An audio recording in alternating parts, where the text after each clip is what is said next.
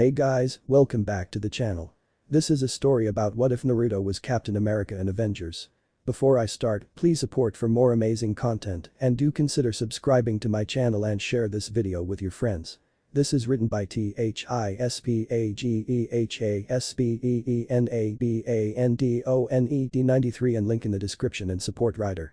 Let's start the video. The first. Prologue. Origin Sample 1. Is this thing on? Ah good, okay, now experiment TL09, a hissing, snake-like voice said from a recorder.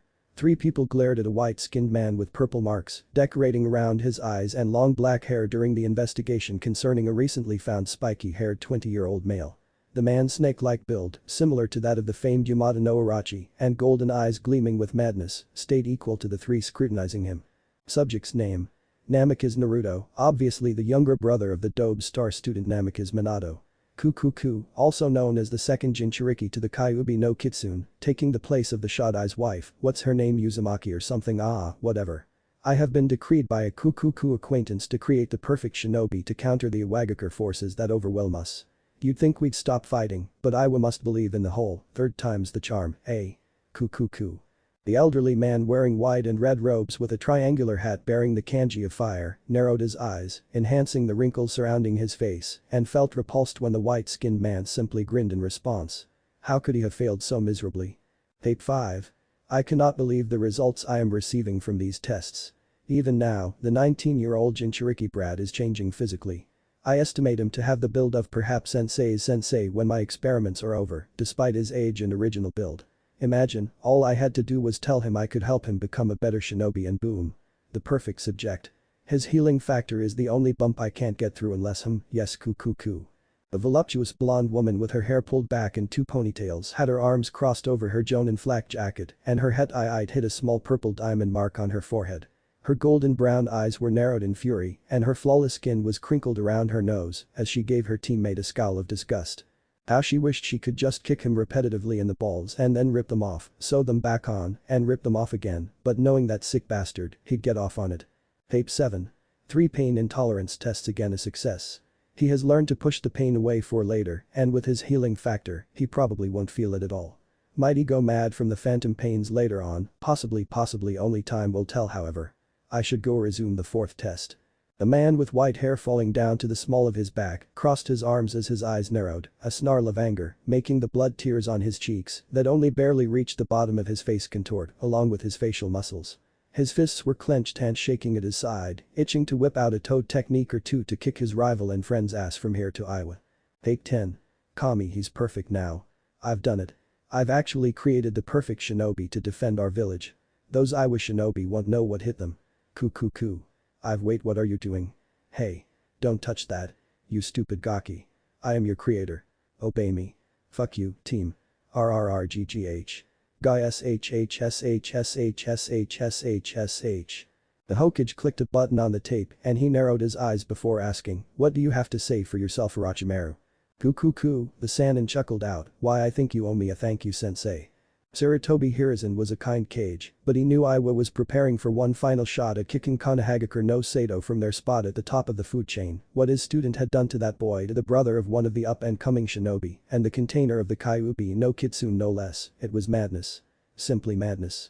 Now had he been an easily angered man, Sarutobi would have ordered his student to be hung and gutted in the town square for the crimes against the teenage Jinchuriki that could barely walk up a tree. But like stated before, he wasn't easily angered. As other students, however, their fumes were lit and had been burning for the past 10 minutes.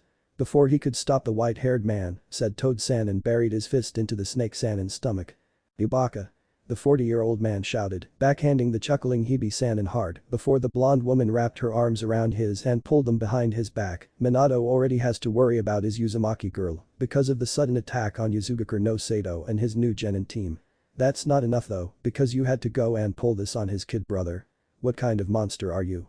We are on the brink of war, Jiraiya Baka, Orochimaru chuckled back, spitting a bit of blood to the side. I'm taking action, while your little golden boy focuses on unimportant trivial things, such as the falling of one of our meager allies. They're twisted, Orochimaru. The blonde woman shouted, barely restraining herself and her friend from killing their other teammate, simply twisted. That boy is just that.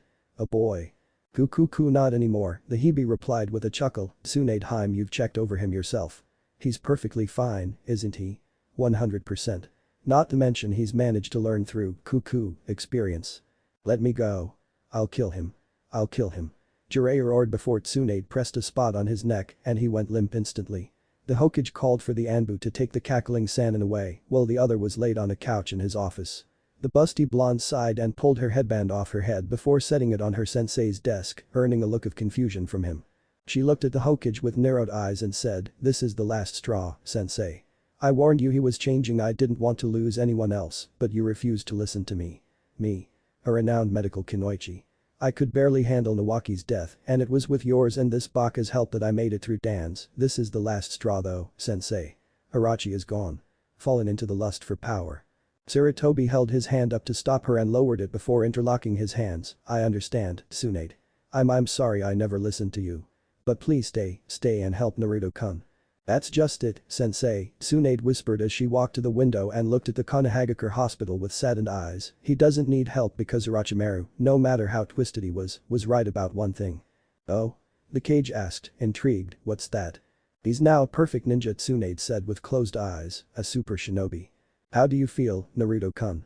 A young teenage medical kunoichi named Shizune asked. The 20-year-old blonde grinned and hopped out of his bed, revealing his impressively built body as he wore nothing but his boxers and flexed his biceps. "I feel amazing." Naruto replied with a grin, his 3 whisker-like marks on his cheeks curving with his smile and adding a foxy look to his face. His cerulean blue eyes radiated kindness and the younger kunoichi giggled at her senior and friend. "That's what we like to hear," Shizune replied, her face slightly flushed as the boy examined himself in the mirror. "Tsunade-senpai gave you a clean bill of health. How is it you came here covered in bruises last night, blaming Orochimaru-sama?" "Irachi team, Imauto," he corrected as he sucked in some air and examined his abs, "and well, to be honest, I barely remember the past year. The Hebe Baka had me hopped up on so many herbs, I doubt I even knew what my foot looked like."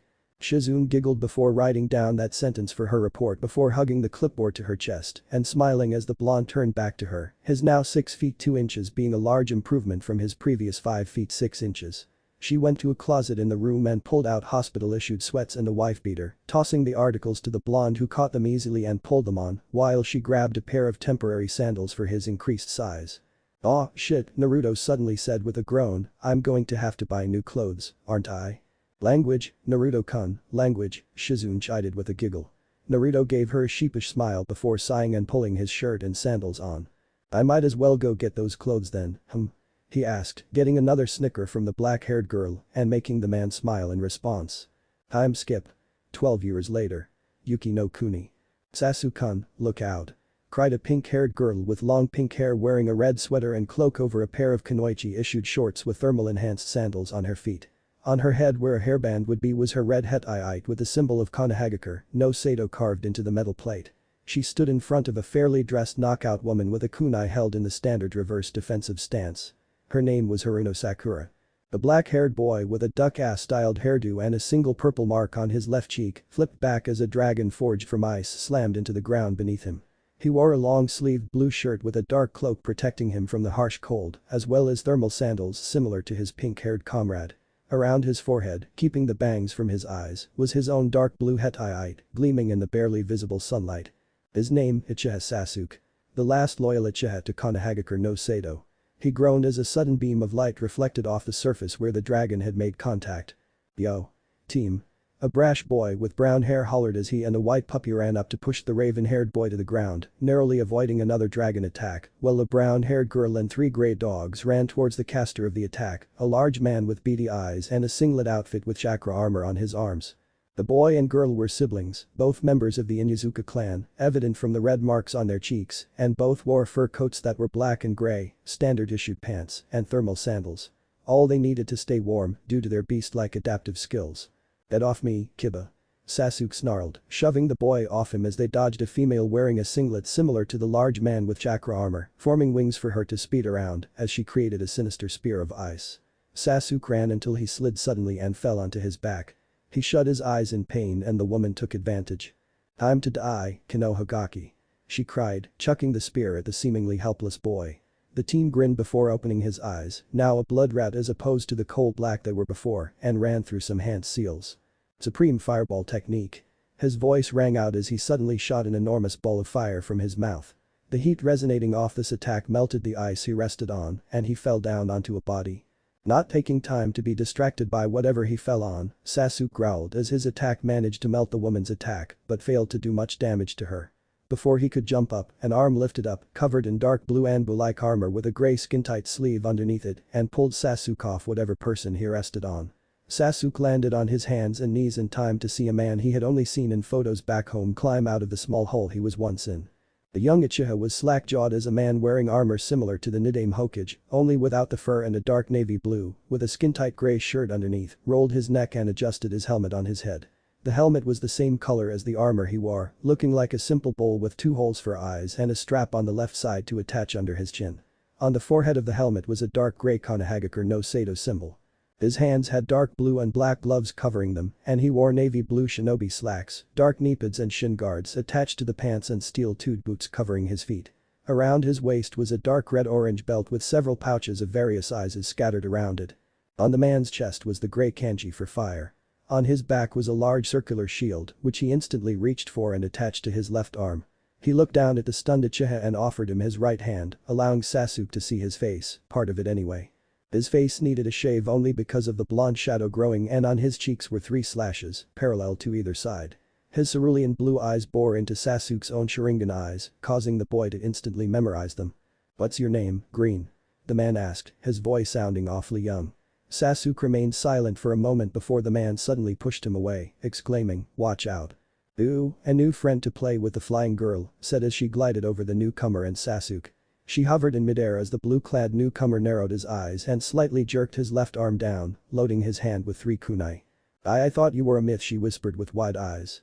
The man didn't reply, but he did throw the kunai in his hands with unnatural accuracy before turning 180 degrees and tossing his shield at the large man that attempted to blindside the young Inuzuka heir.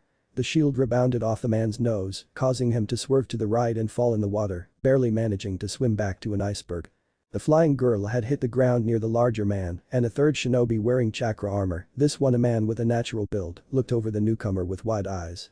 "Odo-sama is going to want to know about this," he muttered before throwing a smoke bomb down to cover their escape. "Damn." Kiba shouted, running to where the 3 once were, "They got away. Come on, Akamaru. We gotta get a scent." As the puppy yipped and ran alongside him, the blue-clad shinobi caught his shield and reattached it to his arm, saying, "Don't bother. They're gone." Kiba stopped running as he took notice of the newcomer and went into a defensive stance, as well as his sister, Hana, did.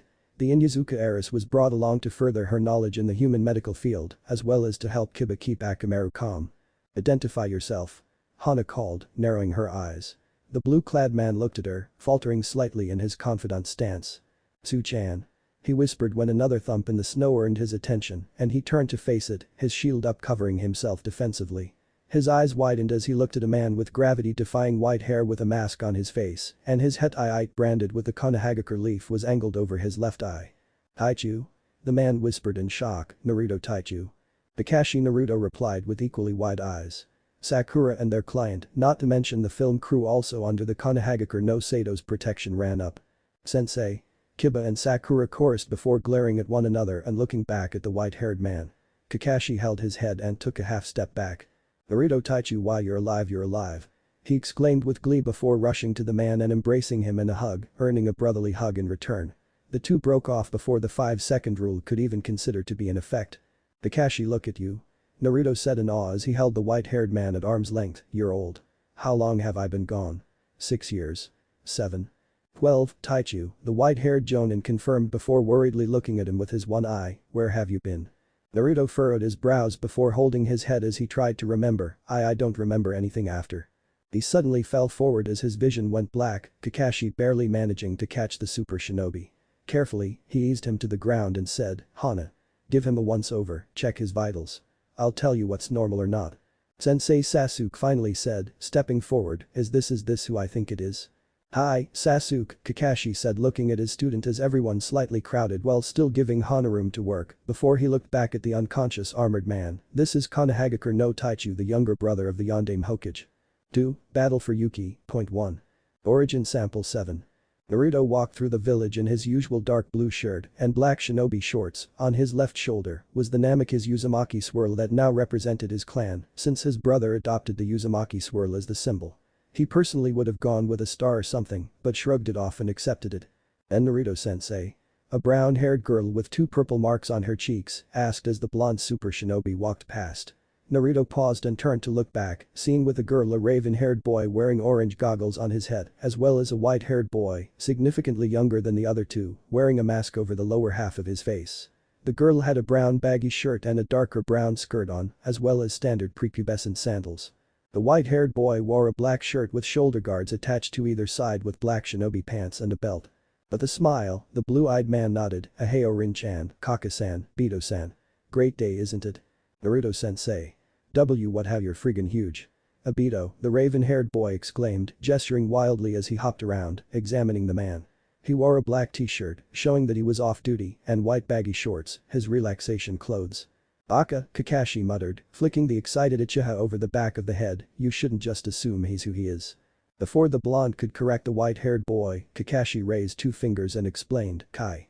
When no Jinjutsu dropped or a significant amount of chakra fell, Kakashi looked back up at the man and gave him 2 eye smiles. "He checks out besides, Naruto-sensei's only good for Taijutsu." "Boy."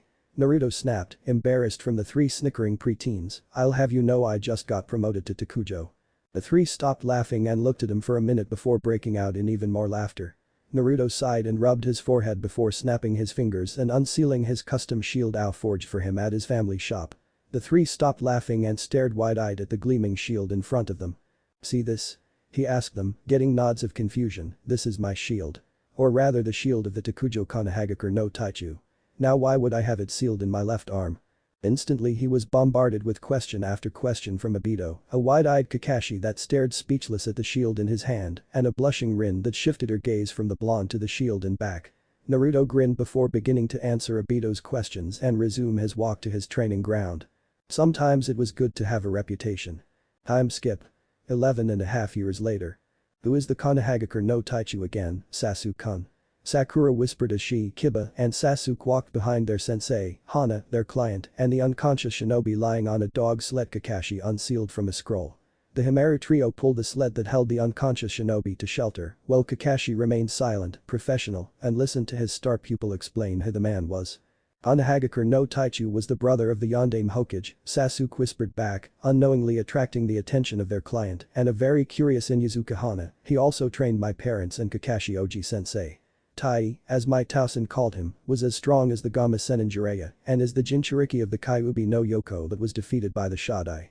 Some people say he had to go to all 9 tails to defeat the Yondaime in a spar. That's a lie." An indignant cry came from the now fully conscious super shinobi. Everyone looked forward as the blue-clad shinobi rolled his neck and hopped off the sled. He stretched for a moment before he walked down to the 3 genin and looked at them all with a slightly upset look on his face. "I only have to go to 3 tails to beat Min and I," he corrected with a foxy grin, making the 3 face plant, along with many other eavesdroppers, and their sensei laugh. Naruto chuckled before sighing and walking back alongside Kakashi. "How's my brother anyway, Kakashi?" the blonde asked, frowning when he saw the white-haired man visibly tense. I think it's better if you wait until we get back home, Taichu," quietly replied the white-haired man. Naruto frowned and pushed the aching hurt aside, willing to wait until he returned home. "Okay then, what's the mission here?" he asked, getting the attention from the now relieved white-haired man. "Get me up to speed, Kakabaka." Kakashi chuckled, happy to hear an old nickname no one had used in over 7 years, before replying, "It was supposed to be a simple escort mission for 1C, borderline B, but it upped itself because of cheap clients." The blue-eyed shinobi asked, earning a nod before looking back at the blue-haired civilian, who blushed under his gaze, and looking back at Kakashi said, "How in the hell is she cheap?" "She's not the client," Kakashi said, pointing at Yukio and then at her agent. "He is. She's an actress we have to defend." "She's not an actress," Naruto commented, earning an angered hey. From the woman in question, "She's the princess of Yuki no Kuni." Yukio, her agent, and the entire film crew and shinobi paused while Naruto kept walking. He stopped when he realized he was a good 45 paces ahead of them and looked back. "Did I say something?" he asked. Upon receiving nothing but silence, he continued, "Then let's move people. Dodo team might be older, but I doubt he's just as cunning." That got everyone moving once again, Kakashi taking the time people had paused to reseal his sled back while Hana removed the harnesses from her dogs and they ran up to Naruto's side. Ever since they had come in contact with his scent, they had shifted their loyalties slightly, as if he was an alpha in Yazuka. It perplexed Hana profoundly while Kakashi looked at the sight with even more sadness. He wondered how his friend would come to terms of such drastic changes while he was away. "Go back to your pack mate, boys," the blonde said quietly as they happily yipped and pranced around him. "She is the one in charge, not me, not anymore." Obeying the man's words, the three ran back to Hana's side and kept guard while conversing amongst themselves. Hana was surprised to find she couldn't understand her partners, something that only happened when an alpha was giving them a secret order. Now she was beyond perplexed. Hana was now in full-out investigation mode. The group stopped outside a cave where Naruto began giving orders out to the cast and crew of the film, directing them to where they would be safe. Hana watched him with suspicion, the feeling of knowing him overcoming her. Ever since he had woken up from whatever he was in, the man's eyes and voice just rang bells in her mind, setting off alarm after alarm, but whenever she tried to connect it with a face, nothing came up. It was as if something was blocking her from remembering him. And Yazuka-chan? Speak of the devil, Hana thought before turning to face Naruto and noting he had removed his helmet like Hetaiite, giving her a concerned glance. "You okay?" he asked, placing a hand on her shoulder. "You look troubled." It's nothing, Taichu," Hana lied, giving him a forced smile, only causing him to frown even more. "If you say so, Inuzuka-chan," Naruto replied, removing his hand and giving her a small smile, "might want to get inside before your brother kills his teammate." No sooner had he said that did a crash echo from the cave and the pink-haired girl named Sakura shrieked, "Kibabaka." Correction, before his teammate kills him, Naruto chuckled out as the 16-year-old girl groaned and ran inside to deal with her brother. Naruto's face dropped into a concerned one once again and he lowered his head, sighing heavily before resuming his patrol for any Yukigakure shinobi. "It seems Hana-chan doesn't remember me," the blonde muttered sadly as a tear went down his cheek and he looked at the cloudy sky as he walked. "What happened while I was gone?" "Somewhere within Yukigakure no Sado." "You're sure of this?" A man wearing a large dark regal cloak asked. The three Yukigakure shinobi kneeled before him. They had informed him of the return of his niece and of her guards. This didn't worry him. What did worry him was the fact that a blue-armored shinobi with a shield suddenly appeared in the battle. "Positive Dodo-sama," the Yuki shinobi confirmed. Dodo growled and interlocked his hands in front of his face. "This is very unnerving," the current daimyo of Yuki no Kuni growled before he stood. "Prepare the train, if they are where you say they are, I know exactly where to head." "At once, Dodo-sama," the three said, bowing their heads before vanishing in small blizzard winds. Dodo frowned and walked over to his messaging hawks before writing down a small scroll and tying it to one. Grabbing the hawk's beak, Dodo gave it strict instructions. "Go straight to Itagakure no Sado," he growled before opening the window and throwing the bird out it. He shut the window and turned around, walking over to his personal chambers and opening a closet, revealing his personal chakra armor. "This time, Konohagakure no Taichu, you shall not escape," the man smirked sinisterly before laughing aloud and pulling the armor on. Naruto sneezed before rubbing under his nose as he watched the crew set up the materials for the next scene. He glanced over at the training genin that Kakashi lazily watched as he flipped through his, Naruto's, Godfather's prized novel. Naruto shook his head in disbelief and looked back at the forged set when a cry of "Nuu" earned his attention. He turned to see the director screaming at a cameraman who was bowed and begging forgiveness.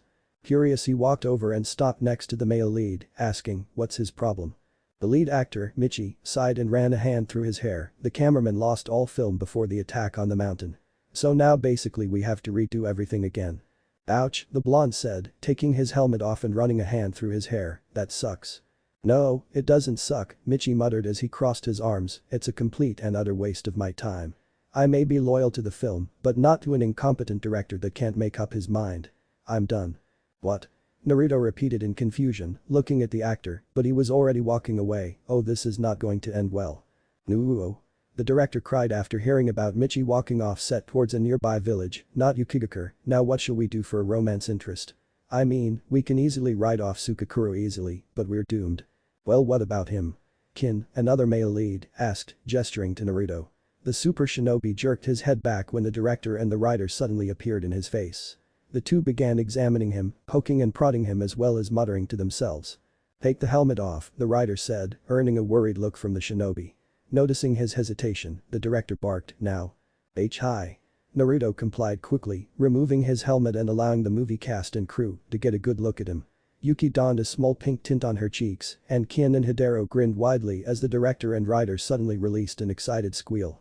"He's perfect," the director said, grabbing Naruto's face and pulling him down to their height. The innocent eyes combined with the spiky blonde hair give off the childish vibe, while his chiseled face reveals his more masculine side. Not to mention those whisker marks. Women will kill just to see him on screen. Puis Willis my fash, Naruto mumbled out as the director kept squeezing his head. The director apologized and released him, letting the blonde super shinobi rub his abused jaw before standing back at attention and continuing, "I regret to inform you that I am only here to protect Fujika's Heim, as are the other Konohagakure shinobi. But this is a movie we're talking about here." The writer shouted, with the Yuki Fujikas. Men would kill just to be in her presence, who knows what they would do to be in a film alongside her. "I reiterate," Taichu said with narrowed eyes, "I am not an actor. I am a shinobi." "Oh come on, Tai," Kakashi said with an eye smile as he approached his sensei's brother, "I'm sure it will pay off in the end, nah. When's the last time you even kissed a girl?" "When's the last time you kissed a girl, Kakabaka?" Naruto countered, crossing his arms over his chest and eyeing the white-haired man suspiciously.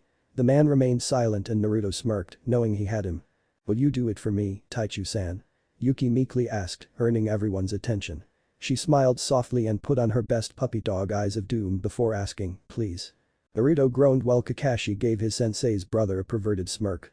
Poor guy never could deny those eyes.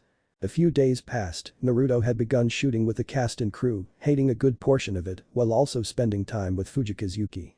The actress had taken a liking to the blue-armored shinobi and often stayed by his side, despite her agent's plea against getting too friendly with the Konohagakure no Taichu. She was a famous actress after all. She had a reputation to protect. Hana kept her eye on the armored man as well, often noticing sad glances towards her from the blonde or somewhat paternal smiles in her direction. It scared her sometimes, but it was welcome. Her mother had told her that her father had died during the Second War, a good 15 years ago, and said that Kiba's father had earned a special place in Hana's heart when she was a pup child. Hana, however, didn't recall any of it. Kakashi and Sasuke took their time talking to Namikaze Naruto, the former reflecting on the past happily, while the latter asked questions about his sensei's youth. Something Naruto was all too glad to share with the Green Genin as he called them. Kiba and Sasuke were enthralled by the many antics Naruto had found himself in, while Sakura was suspicious of the man, believing he left a good portion of his story out. Whenever she addressed it though, he'd grimly state, "That's a tale for another time." It was during the time after they resumed traveling that Yuki had tried to run away as they neared Yukigakure no Sado, the main village of Yuki no Kuni. "Yuki Heim," Naruto called, his gloved right hand cupping the right side of his mouth while his shield rested at the ready on his left arm. "Where are you?" "Yuki Heim." The sound of a light grunt hit his ears and Naruto turned his head before dashing towards the woods near where he searched. The helmeted blonde sighed in relief when he came across the exhausted woman, her heavy breathing the only evidence of her exhaustion. Naruto pulled his shield off his arm and placed it over his back before crouching next to the woman and slipping his arms behind her back and under her knees. "Hey, what are you yipe?" Yuki squeaked out as he effortlessly picked her back up. The blonde was unaware that there was a camera crew nearby, capturing every moment of the super shinobi's rescue. "You shouldn't sneak off like that, Yuki Heim," Naruto said quietly as the freezing actress didn't object to his way of carrying her, soaking the warmth he emitted up like a sponge. "You'll only put yourself in danger, Tebeo." Yuki remained silent, staying in character while also admiring the jawline of the shinobi carrying her. Naruto resumed his walk to the camp, walking through a long cave he came through when he searched for the actress, when he suddenly stopped. Confused, Yuki looked up at him, keeping her eyes off the camera that followed behind them. "What is it, Taichu-san?" the actress asked quietly. Naruto turned around, not noticing the camera crew as he scanned past it when a faint horn hit his ears. "Did you hear that?" he asked quietly as he set the actress back on her feet and knelt to the ground. He looked down and furrowed his brows behind his helmet, reaching out and touching a long metal bar that was frozen over. His eyes widened when something pulsed through it. "Was that chakra?" he asked no one in particular. The actress peered over his shoulder and gasped when another horn rang through the air. "The train," she whispered as horror crossed her features and she looked at the entrance they both used for their return. Naruto looked back at the actress and arched a brow. "The what?" "We have to go now," she shouted as the horn blared even louder.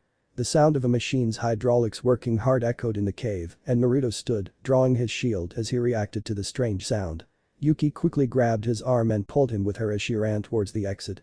Naruto looked over his shoulder and his eyes widened when he saw a large metallic cylinder barreling through the tunnel. He barely registered the camera crew on wheels that sped past them, the cameraman swiveling around to catch the scene as though his job depended on it. Which it did.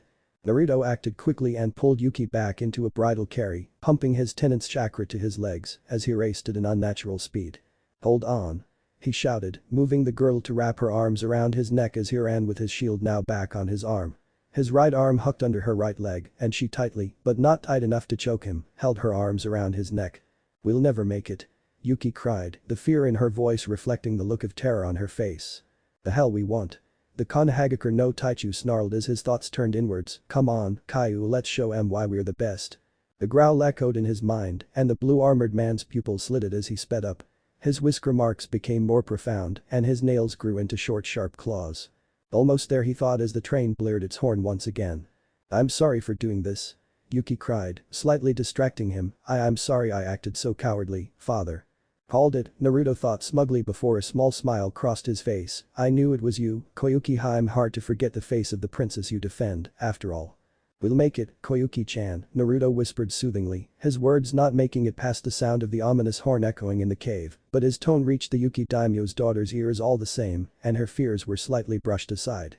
"I promise to protect you with my life, and I always keep my promises. For that is my ninja way."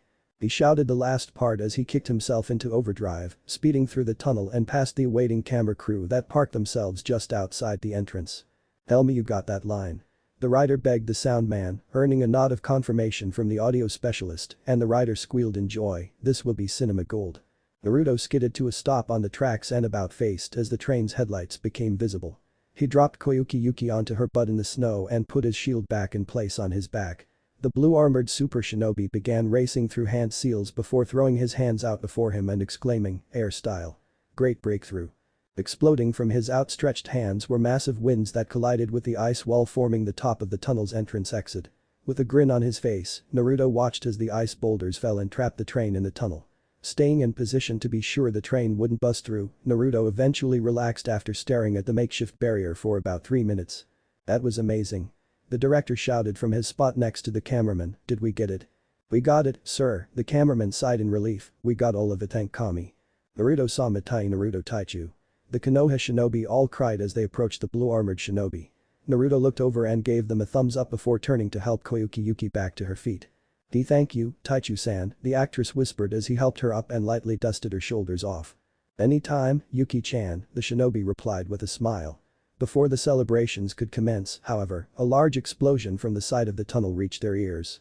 Naruto and the rest of the Konoha shinobi all looked to see a now smoking pillar coming from the tunnel's side and roof, a large mechanical device rising from it. "Attention, Konohagakure no Taichu," a voice that made Yuki Koyuki cower behind the armored shinobi with fear and made said armored shinobi growl angrily as he reached for his shield. "This is Kazuhana Dodo, daimyo of Yuki no Kuni. I demand that you surrender Kazuhana Koyuki over immediately and surrender yourself. If you meet these demands, no one else will be hurt." That lying sack of Naruto was cut off by Dodo's voice. "Furthermore, I give you 10 seconds to comply. 1 2 10. The blue-eyed super shinobi shouted, flinging his shield into the air, aimed at the ropes that connected to the large inflate keeping the machine airborne. 2 small cylinders emerged from the side facing Naruto's shield and began firing a barrage of kunai at the blonde as well as the approaching shield. Naruto quickly raced through some hand seals and extended his hands once again. "Air style. Control," he exclaimed, a small pulse rippling through the air from his hands that halted the kunai in their flight. Slowly, the kunai began about facing and fired themselves back at the machine from whence they came, the shield belonging to the Konohagakure no Taichu leading the way. The kunai began plugging the tubes they emerged from, while the shield struck the aircraft, knocking a single strand that attached to the balloon, keeping it airborne out of commission. Before Naruto could focus on taking the machine down, a shriek of terror reached his ears, and he turned to see Koyuki being carried away by the flying Yukigakure Kunoichi. Only one word ran through his mind as he saw this. Shit. 3. Battle for Yuki. Point 2. Origin sample 42. Hold on to Yuki-chan, Tai.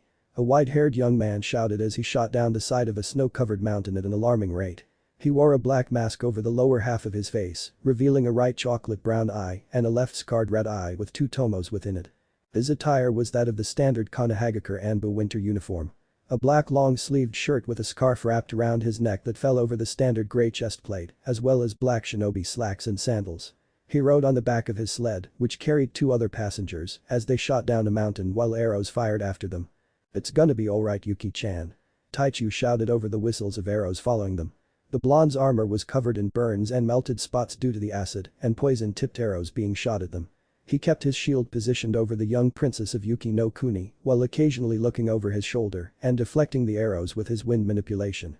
He narrowed his eyes at the armored archer shooting arrows at them. The wide armor decorated with occasional gray splotches did well to conceal his position when he wasn't moving, that is. The archer had dark hair and coal-black eyes, only visible to those gifted with amazing eyesight due to the speed of his descent on his skis. "Just hand her over." The archer shouted, his voice revealing his irritation at the situation. "Give me the princess, and no one has to die today. You can take your offer and shove it up your ass." Taichu shouted back, ducking as an arrow whizzed over his head's previous position. Now completely pissed off, the blue-armored warrior looked at the white-haired student of his brother and said, "Get Koyuki-sama to safety, Inu." "What?" Inu replied, his eyes widening while the girl in the sled shut her eyes as the blonde shinobi leapt from the sled. Inu looked over his shoulder, shouting, "Taichu." "No." Taichu looked at the receding form of his younger friend and nodded grimly before turning around and hooking his shield back into its slot on his left arm. He cocked his arm back just as the archer became larger than an ant. As the white chakra armored foe began approaching, Taichu swung his shield and slammed the edge into the archer's stomach, knocking the wind out of him and the man off his skis. You'll pay for that, Konohagakure no Taichu," he coughed out as he slowly got to his feet. Taichu narrowed his eyes and walked towards him, readying a punch with his left hand when the archer looked up and held his palm out. "Hyoten. Secret freezing technique." The archer shouted, causing an immense gust of ice and snow to cover the blue-armored man. Taichu lifted his shield to defend himself, only just to allow his current foe to deliver a powerful kick to his stomach, causing the blue-armored shinobi to slide on his back down the mountain. "I'll see you in hell, Taichu." The archer laughed out as he formed another pair of skis with his Hyoten, "Give the Shinigami the regards of the Fire no Shashu." Taichu opened his mouth to reply vulgarly, only to release a cry of pain when his head connected with a rock and he began slipping into unconsciousness. As the numbing cold started to get past his unusually strong healing abilities, one Namikaze Naruto aka Konohagakure no Taichu could only think, "I'm sorry, Tsum-chan, I won't be home as soon as I thought." "Present. You son of a bitch, Dodo." Naruto roared as he ran after the princess being hauled up to the blimp that was attacking them. The blue-armored super shinobi caught his returning shield just before leaping after the captured princess of Yuki no Kuni. He barely managed to grasp her ankle, causing her to scream in shock. "Easy." The helmeted shinobi shouted when she kicked at him, "I'm on your side, remember? Then stop climbing all over me." Koyuki shouted back. "It's either me climbing on you or your uncle." The armored shinobi shouted as he grabbed her arm as lightly as he could and hoisted himself up to grab the rope wrapped around her. "Now don't move. Believe me, I won't." The princess shouted back as Naruto dropped a shuriken into his hand and used the edge of it as he started to cut her loose. The princess's breathing increased at the proximity of the armored shinobi and her face flushed as his hand accidentally grazed against her breast. "Sorry," Naruto muttered, his face a slight shade of red as he started to cut the princess free. Just before the last rope was cut, an arrow was embedded in his shoulder and the blue-eyed shinobi roared in pain, his eyes flashing red for the briefest of moments.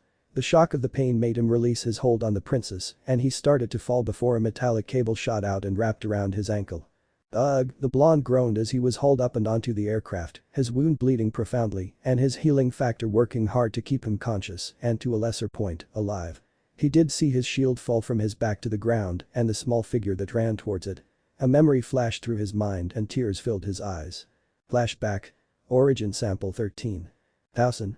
A small girl with brown hair and 2 red fang marks on her cheeks cried in joy as she ran towards the blue-armored blonde that smiled as he put his helmet under his arm and crouched down to catch her. "Hana-chan." The blonde shouted as he caught her in his arms and stood, tossing the girl into the air and catching her in a hug. Hana squealed in glee before laughing happily as the blonde rubbed his cheek against hers. Naruto smiled as he heard the 5-year-old Inyazuka's cheerful voice again. "This said you, Tausen." Hana exclaimed, wrapping her arms around his neck before frowning at him, "Why leave me and mama?" "I don't mean to, Hana-chan," Naruto replied to the girl with a small smile, "but as a Takujo of Konohagakure no Sado, I have to do all I can to keep the village safe."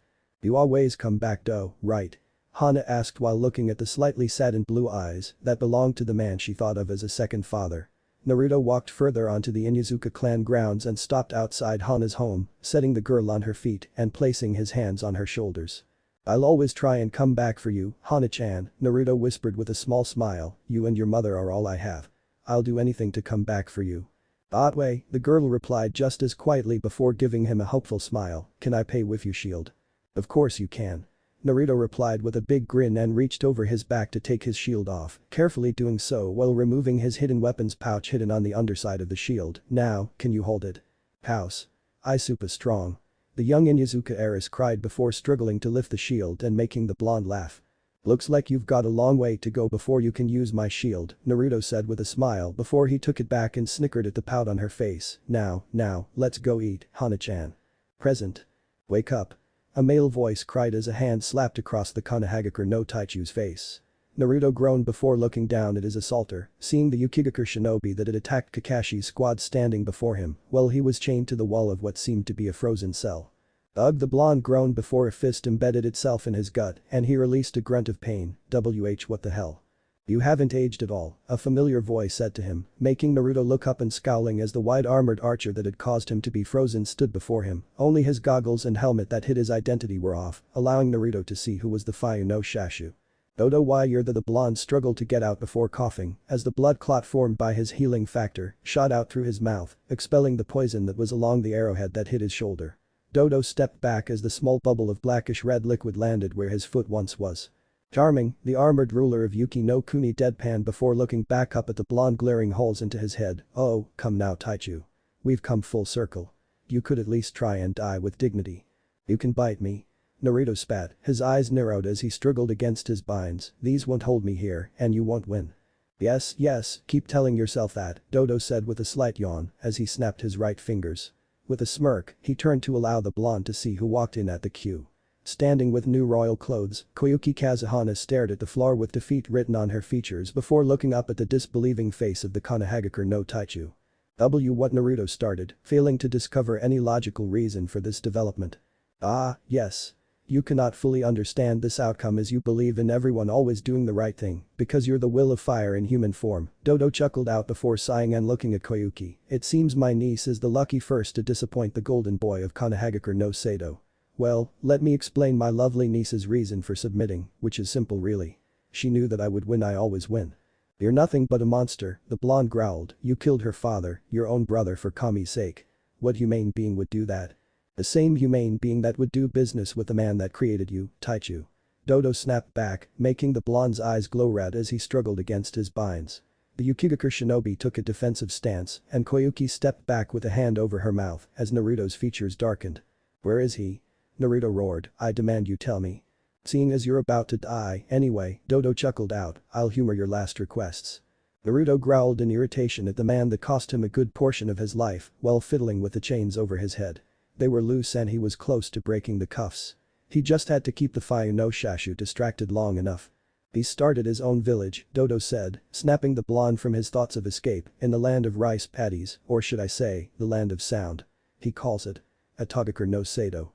Naruto narrowed his eyes before assessing the area. On the far right in the corner of the cell on the floor was his helmet and other weapons, while the three Yukigakure shinobi were standing behind Dodo in a triangular defensive pattern in front of Koyuki. Dodo's bow and arrows were on his back and would take about 15 seconds for him to draw and load an arrow if the blonde's calculations were correct. The Yukigakure shinobi relied on their chakra armor too much, so his taijutsu would be enough to put them down. Koyuki was the closest to the door, so she could easily slip out as soon as he moves. "Shall I send an invitation to him for your burial?" Naruto heard Dodo ask as he looked at the princess with a silent warning. Koyuki blinked before nodding slightly and taking a step back. The blonde looked back at the current leader of Yuki no Sado. Dodo. Naruto started with a small scowl. "I'm going to beat that smug smile off your ugly face, put Koyuki on your goddamn throne, and then piss all over your grave." Dodo laughed and smirked. "That's a very good plan you have, Taichu, except for one thing." "Oh yeah?" Naruto countered, lightly tugging on his chains. "What?" "This," Dodo said as he lifted a small device and pressing a button. Naruto felt electricity course through his body beginning at his stomach before he violently convulsed. The blonde hero's cries of pain made Koyuki step out of the cell and cover her ears as tears began to fall. Dodo smirked and looked at the convulsing blonde with a very faux sympathetic look. "I'd love to stay and reminisce, but I have a weapon of mass destruction to use," Dodo said, lifting his other hand and revealing the green gem that was once around Koyuki's neck, making Naruto's eyes widen as the convulsions died down. Dodo turned and gave the device to the larger Yuki shinobi while leaving the cell with the other two, the girl turning back and giving Naruto a flirty wink as she left. Naruto scowled back at her before he began to convulse again. "Come on. Hana shouted as she led her brother and his team down a corridor of the large fortress they were in. She had the Konohagakure no Taichu's shield on her left arm, a warm feeling in her chest as she held it, and her 3 dogs barked wildly as they ran through the halls. Kiba ran behind her, his small white puppy running alongside him as they raced for the main hall. Kiba, Hana, Kakashi shouted, "You find Tai. Sakura, Sasuke, with me. We'll find Koyuki." "Hi sensei Kakashi-san." The 4 replied, the 2 siblings breaking off to the right and following the scent of their village's legendary hero. When they were 15 feet away from the separation point, Kiba looked to his older sister. "Hey sis?"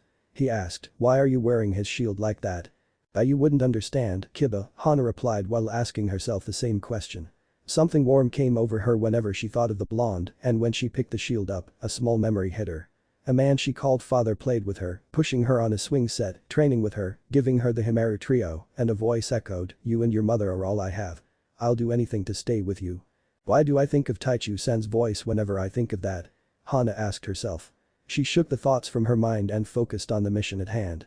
She ran after the Haemris as they suddenly made a sharp left, causing her and Kiba to slip while Akamaru ran past them, yipping wildly.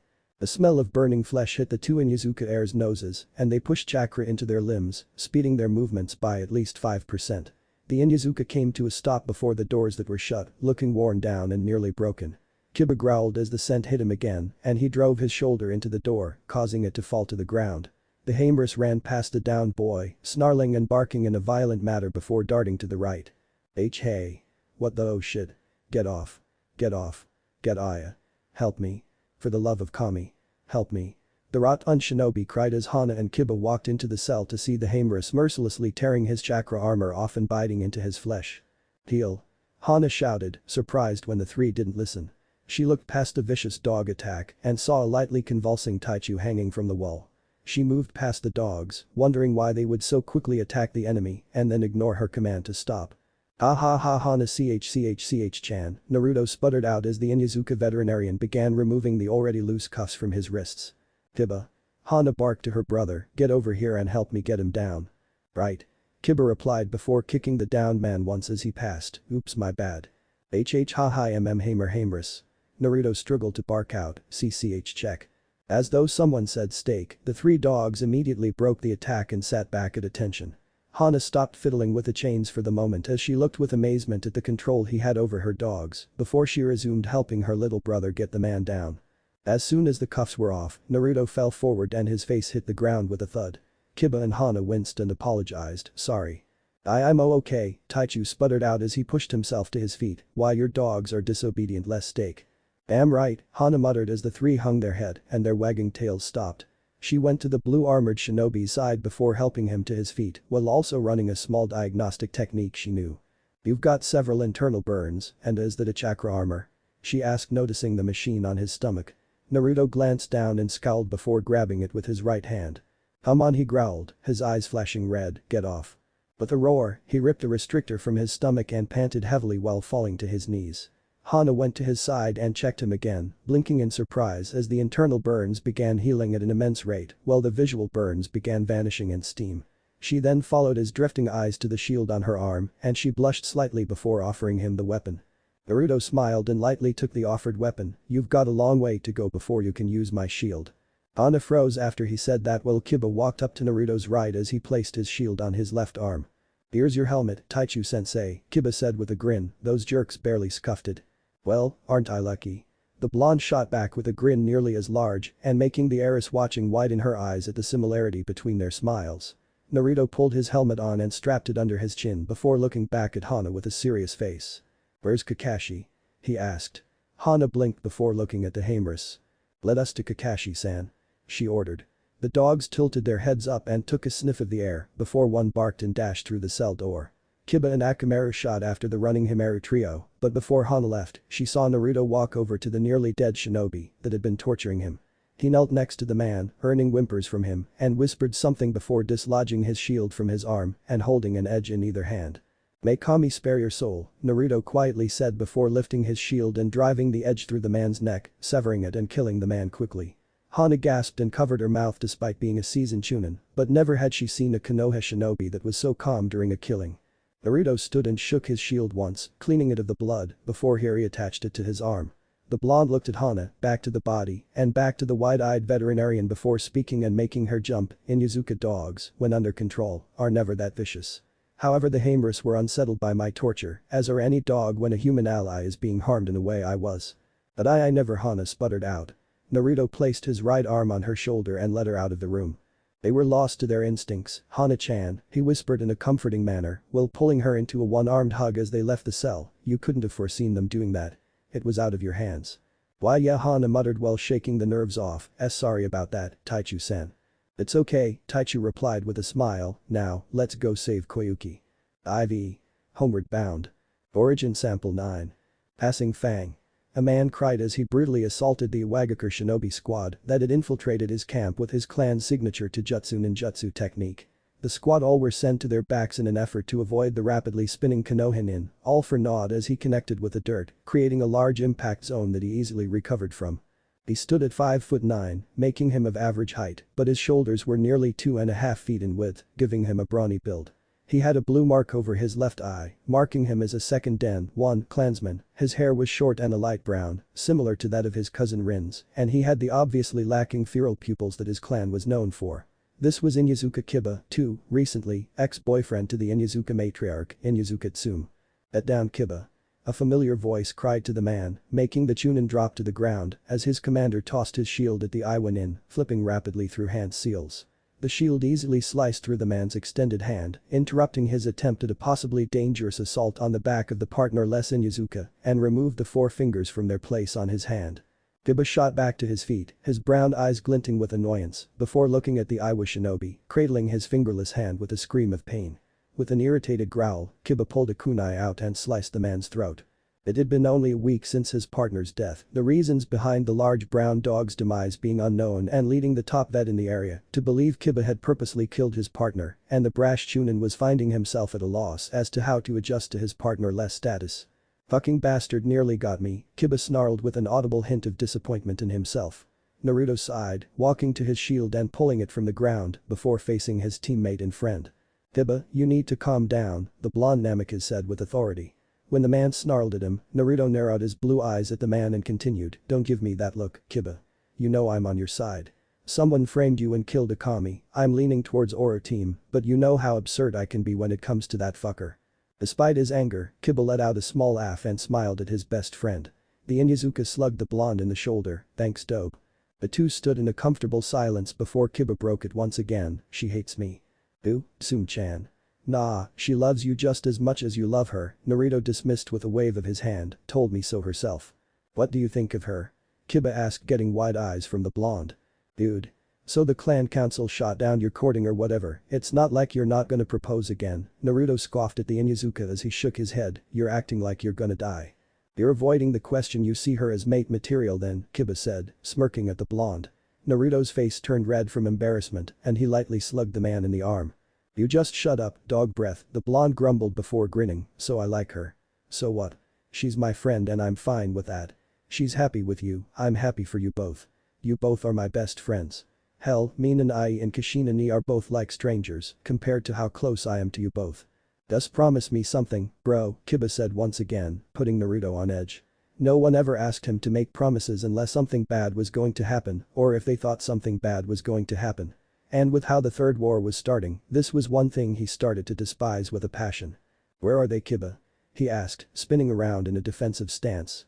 The second he did so, Kiba shoved Naruto away with all his might, sending the Super Nin tumbling as an explosion shook the area. Naruto coughed as debris and smoke filled the air. More people suddenly cried out in shock, tents throughout the camp being opened hastily, while Naruto looked back at where his friends stood. "No," Naruto softly said, seeing his friend's raggedly breathing form burned beyond recognition and missing more than 40% of his right side. The blonde hero rushed to his friend's side, examining the area for threats and finding none.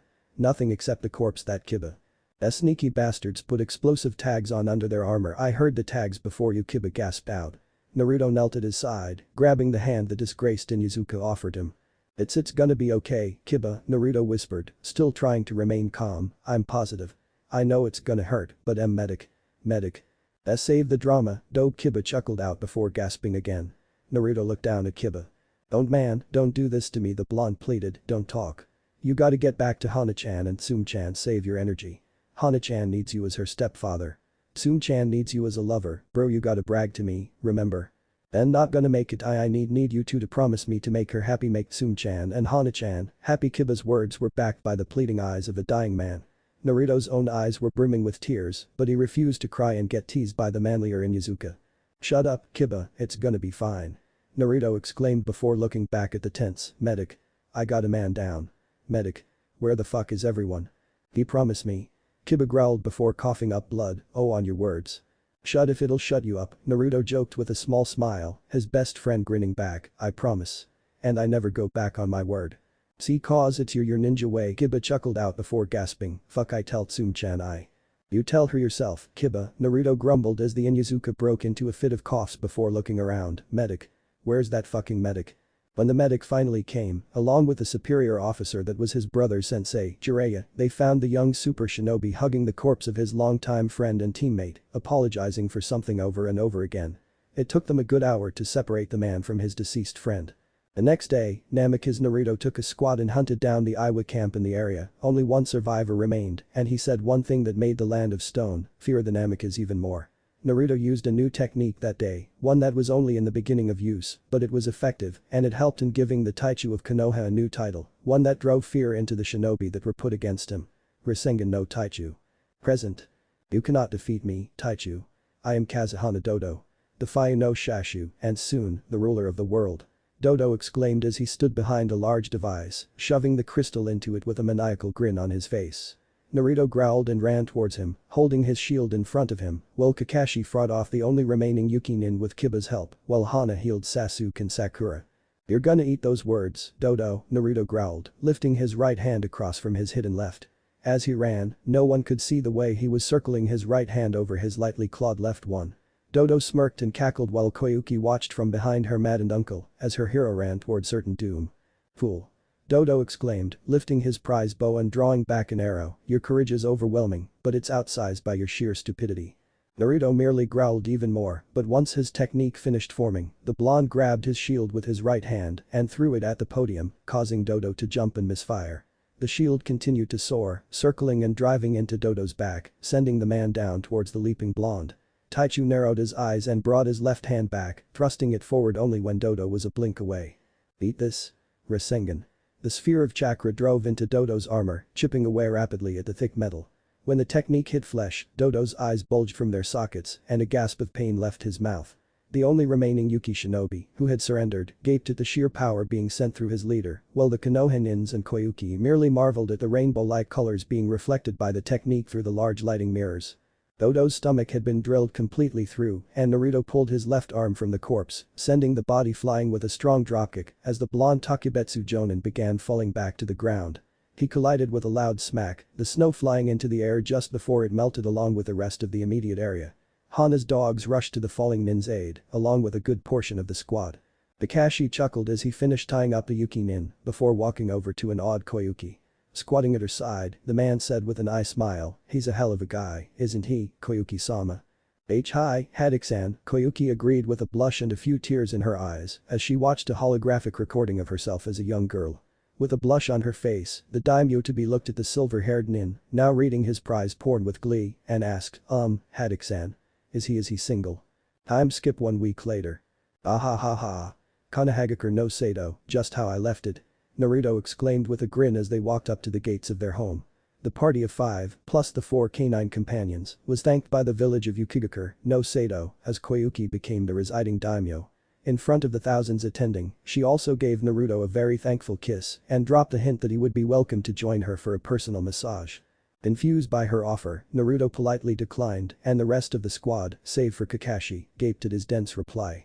They left the next day, a blushing Naruto almost being late for their departure. Come on, Tai-sama, Kiba whined, please tell me what happened between you and Koyuki-sama. Kiba, drop that sama, crap. I hate suffixes, they make me seem old, the Taichu said with a roll of his eyes.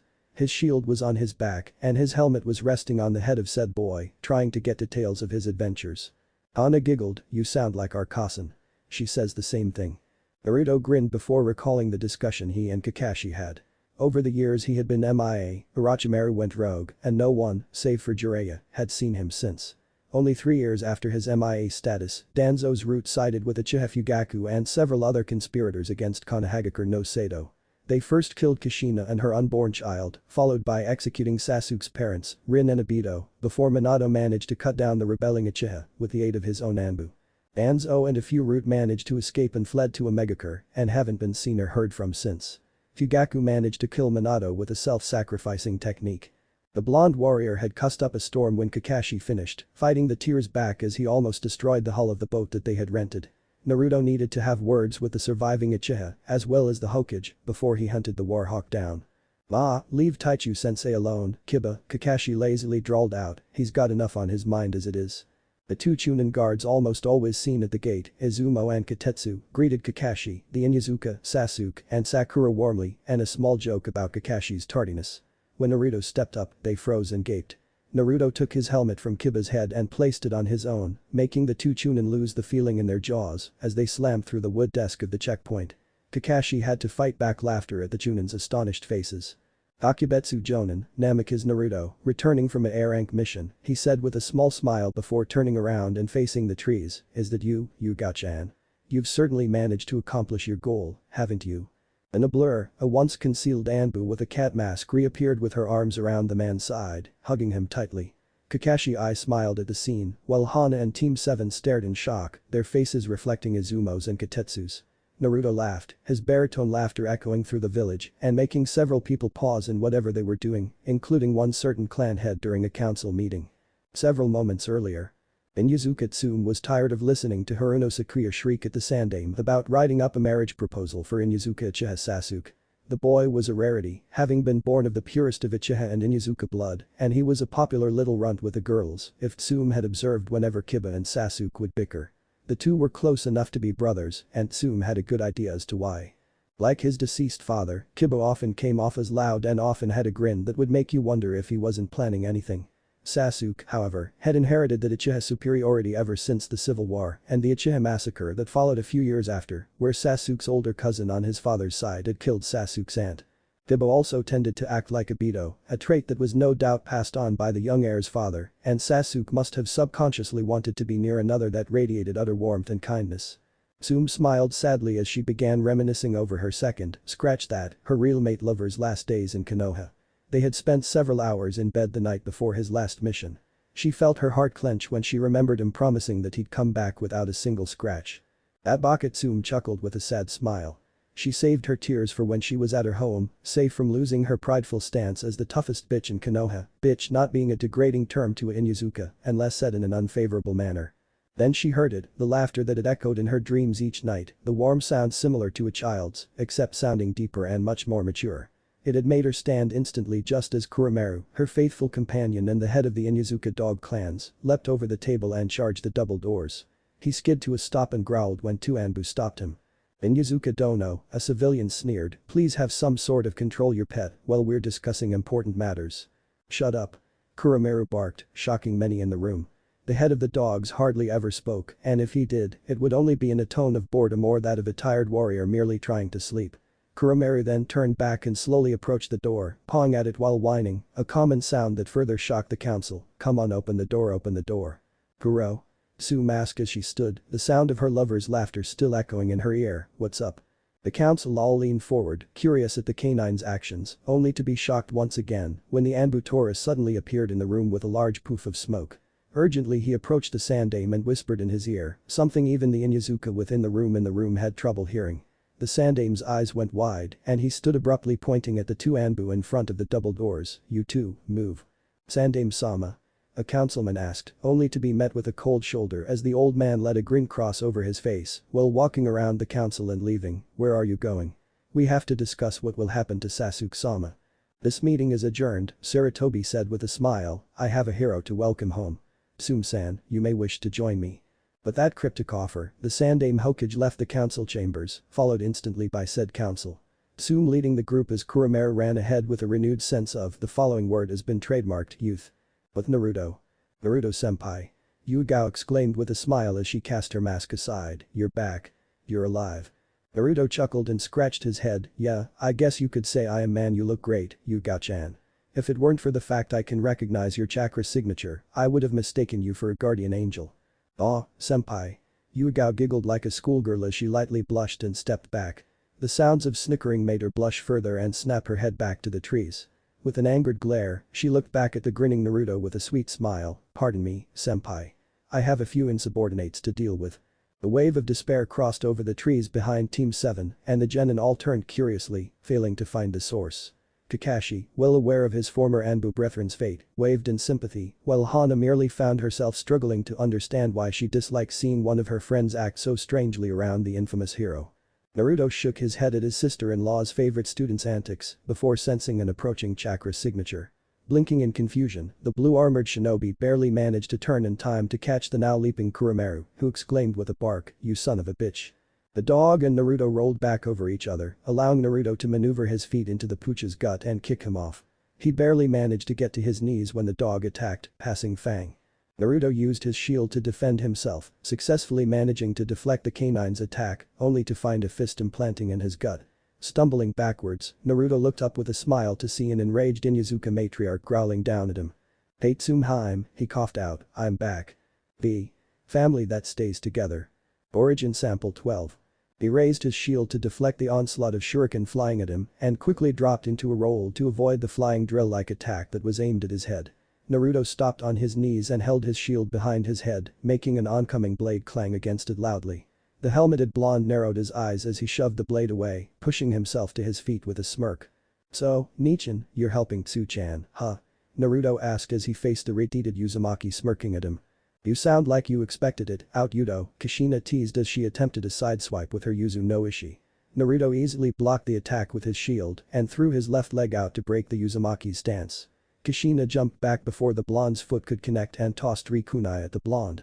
Naruto lifted his shield to deflect the incoming projectiles, but upon lowering it, he found himself being struck in the gut by Tsume's companion and partner, Kuromaru. The blue-armored shinobi skid backwards from the attack and found himself on the defensive again when the woman he originally was sparring with came at him with her namesake. In the back of his mind, Naruto found this to be out of character for his friend, as was her behavior weeks prior to their spar today. She had avoided him, purposely leaving the room whenever he entered, and constantly gave him a scowl. For now, he was just happy to be sparring with his friend once again. "Damn." The blonde exclaimed, "You are getting better, Tsu-chan."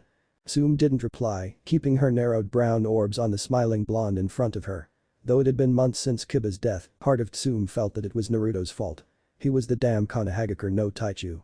She maneuvered around his shield and gripped his free arm, digging her claws in. He should have smelt the tags. "Tsu-chan. You're hurting me," Naruto grumbled. Hurting was a bit more than how he actually felt, but the nails were slowly sinking through his rock-hard skin. Tsume's grip tightened and Naruto found himself on his knees. "Tsume." Kushina and Kuromaru called out. The young Inyazuka era snapped from her thoughts and a look of horror crossed her face as she realized the red liquid covering her hands was blood. Blood of her fallen lover's best friend.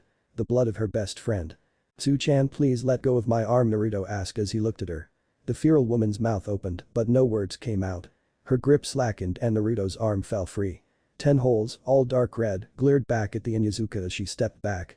Despite herself, Tsume found tears falling down her cheeks.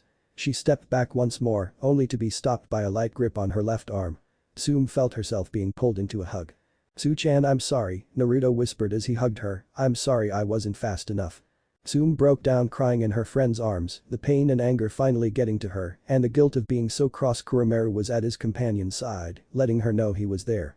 The Inyazuka heiress hugged her friend back as she cried, her face buried in his armored chest. Naruto closed his eyes and rested his cheek against her head.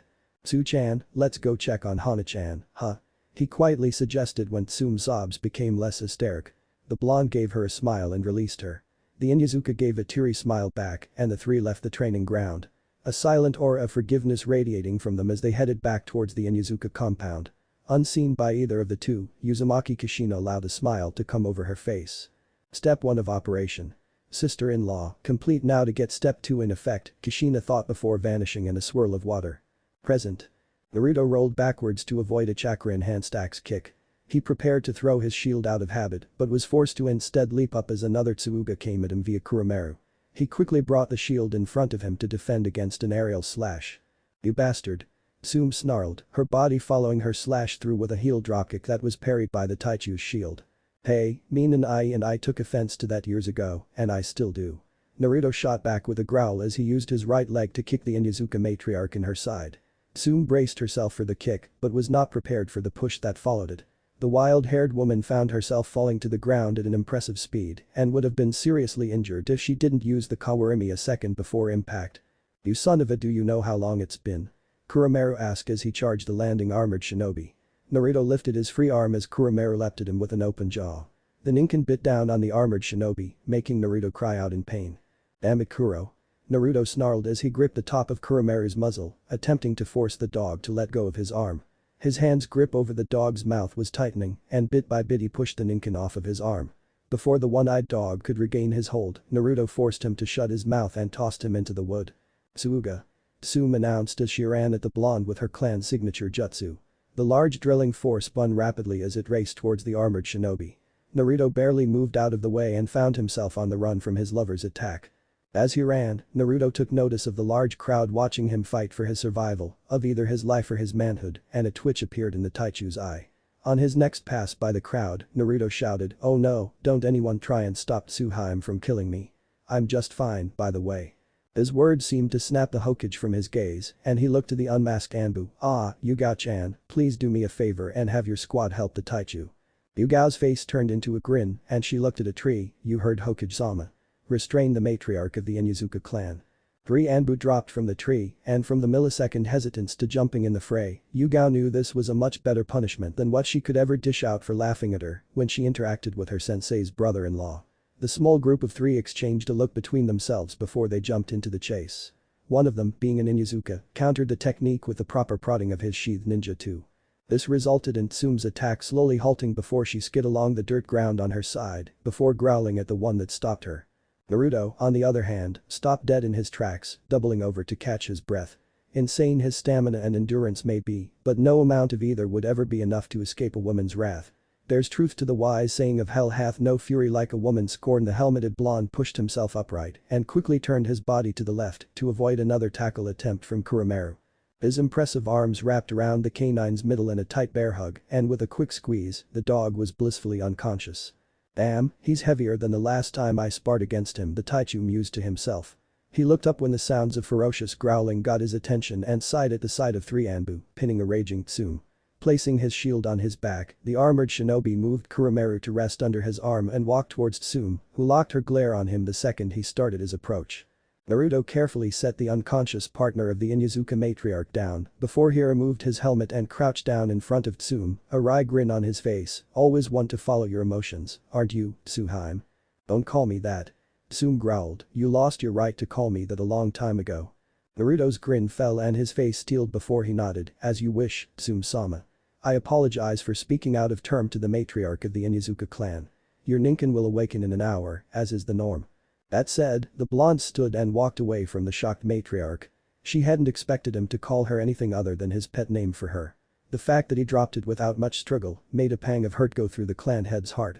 Naruto put his helmet under his arm and came to a halt in front of the Sandaime, saluting with his right hand as he did those many years ago. "Sandaime-sama.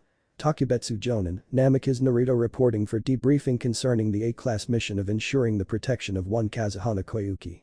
I'm sorry that the mission took so long, I had complications." Sarutobi chuckled at the blonde's choice of words, stepping forward and clapping his hands on the taller shinobi's shoulders with a grin. Now, Naruto-kun. You may have these other geezers fooled, but I know you've got a better greeting than that for your Hokage. Naruto's steeled face fell and a grin popped up before he embraced the man he considered a mentor and grandfather in a relaxed hug. When it broke, the blonde gave a nod and said, "It's good to be back, Hirijiji. I need to have a full debriefing and I want to see their graves." Sarutobi's face fell into a saddened sigh and he nodded, "Very well, Naruto-kun. Who am I to deny your wishes? Come, I will take you to Namikaze's grave." Naruto nodded once again and followed the robed Hokage with barely restrained unease as the crowds of countless civilians whispered amongst themselves. His heightened senses caught the words, but his brain made no connection as he was too focused on the route, knowing he would be making many trips to his brother's and sister's grave. It was when they passed the orphanage did he catch sight of a small girl with a mop of red hair. The resemblance was too uncanny, too suspicious. Naruto narrowed his eyes and grabbed the Hokage's shoulder, stopping the man. Anbu jumped down and made themselves as the protectors of the Hokage known, but the Hokage and the Anbu knew if he truly wanted to, Naruto could kill them all. The blonde turned the Hokage, and his eyes glanced to the girl, the question being unsaid, but heard nonetheless by the shinobi known as the professor. Sarutobi sighed and looked to Kakashi, who had taken notice of his sensei's brother's glance and followed it before freezing in shock. He shouldn't have tried to hide her existence from family, but he wanted to ensure she would be safe against Danzo and any others who hated the Yondaime. The next few words had to be spoken carefully, or not only will he lose the trust of his, arguably, strongest shinobi, but he could lose the support of a former Anbu captain. I wanted to ensure her safety, Naruto, he whispered, looking to the ground. I couldn't bear the thought. Naruto interrupted him with an urgent tone, I want the story after I decide to do anything. You know, however, Min and I despise being an orphan, and I wasn't too keen on it either, especially with what I was chosen to do by Mito Basama. Sarutobi nodded understandably before looking at the curious face of the girl that watched them stop and talk in the middle of the road. He smiled at her, and she gave him a beaming smile back, one that made Naruto smirk as he saw his elder brother and his sister-in-law smiling back in the girl's visage. He looked behind him to the eye-smiling Kakashi and the curious faces of the man's genin team. He was happy to see Hana was looking at her with a furrowed brow, trying to place the familiar features he knew she had either forgotten or had repressed. "You-chan, please bring little Akane-chan over here," the Hokage called to the orphanage's head caretaker. The woman blinked and nodded before tapping the girl on her shoulder and offering her hand. The young girl took it and was happily led towards the Hokage and the handsome man with them. Naruto couldn't help but smile at her. Her blue eyes were light, much like those of his Nyansons, but full of mischief that, along with her red locks, reminded him of his dear Nichin. Her small white shirt with a red swirling fire reminded him of the village's motto, nothing is stronger than the will of fire. Before Sarutobi could speak, Naruto knelt down before her and gave her a smile. "Hello there," he greeted, earning a surprised squeak from the girl as she jumped behind the caretaker's legs, peeking out and around to look at the shinobi. Naruto continued undeterred by her shyness, "What's your name?" "Akane," she whispered back after a moment. He arched a brow and gestured for her to continue, "You Uzumaki Akane, Nyasan." "Well, it's a mighty pretty name," he said, looking up at the Hokage, "a pretty name, Naajasan." Sarutobi chuckled, "Hi, Naruto-kun, a pretty name for a pretty girl."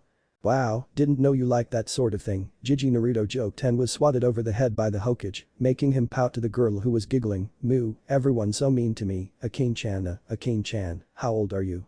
Akane shyly lifted one hand and extended all her fingers, I'm 5, Nyasan." 5, that means the revolt wasn't as long ago as Kakashi said, why did he say 3 years after my disappearance? For that matter, if that were true, Sasuke would not be hell-bent on killing this Itachi because he wouldn't have been born. Did Kakashi want me to ask Hirojiji about the revolt? Naruto asked himself before looking at the Hokage, who had tapped him gently. "Naruto-kun, perhaps we can talk to Akane-chan later," Sarutobi said, getting a look from the blonde that had mischievous doesn't begin to describe how I feel right now before the blonde looked at Akane again.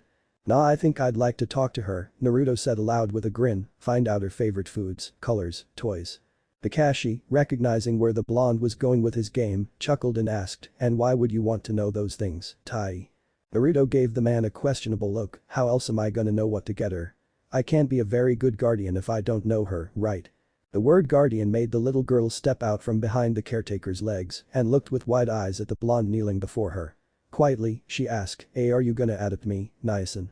Naruto arched a brow and replied, "Adopt you? That's a stupid idea." His words made her hopes fall before he grinned foxily and continued with, "Why would I have to adopt my own niece?" Akane's head shot up and the girl gave the grinning blonde a look of disbelief. She took one cautious step forward before jumping into the blonde's chest and hugging him tightly. Naruto wrapped his arms around her and lightly brushed her hair as she cried in joy. The blonde shinobi stood with the crying girl still in his arms and looked at the Hokage. "I'll visit Nai-sama and Nichin at another time, Hirojiji," the blonde informed the Hokage, getting a nod of understanding from the man. "Very well, I'll lead you to the Namikaze estate, Naruto-kun," the Hokage said, getting a nod from the Taichu. Naruto and Sarutobi continued onward, the personal guards of the Hokage vanishing from view once again before the civilians burst into conversations.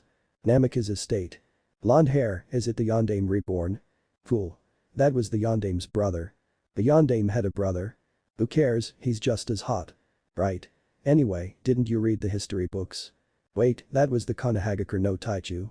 He's alive.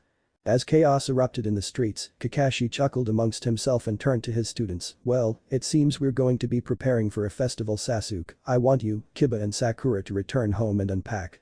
"Where are you going, sensei?" Sakura asked curiously as the white-haired man left to follow the man he considered an older brother. I'm going to help Tai get a Kane-chan settled in, the man replied casually, it's not every day you get to help the Taichu, you know. Hana, however, had other plans. Mainly, she was going to confront her mother immediately about why she had attacked the Taichu.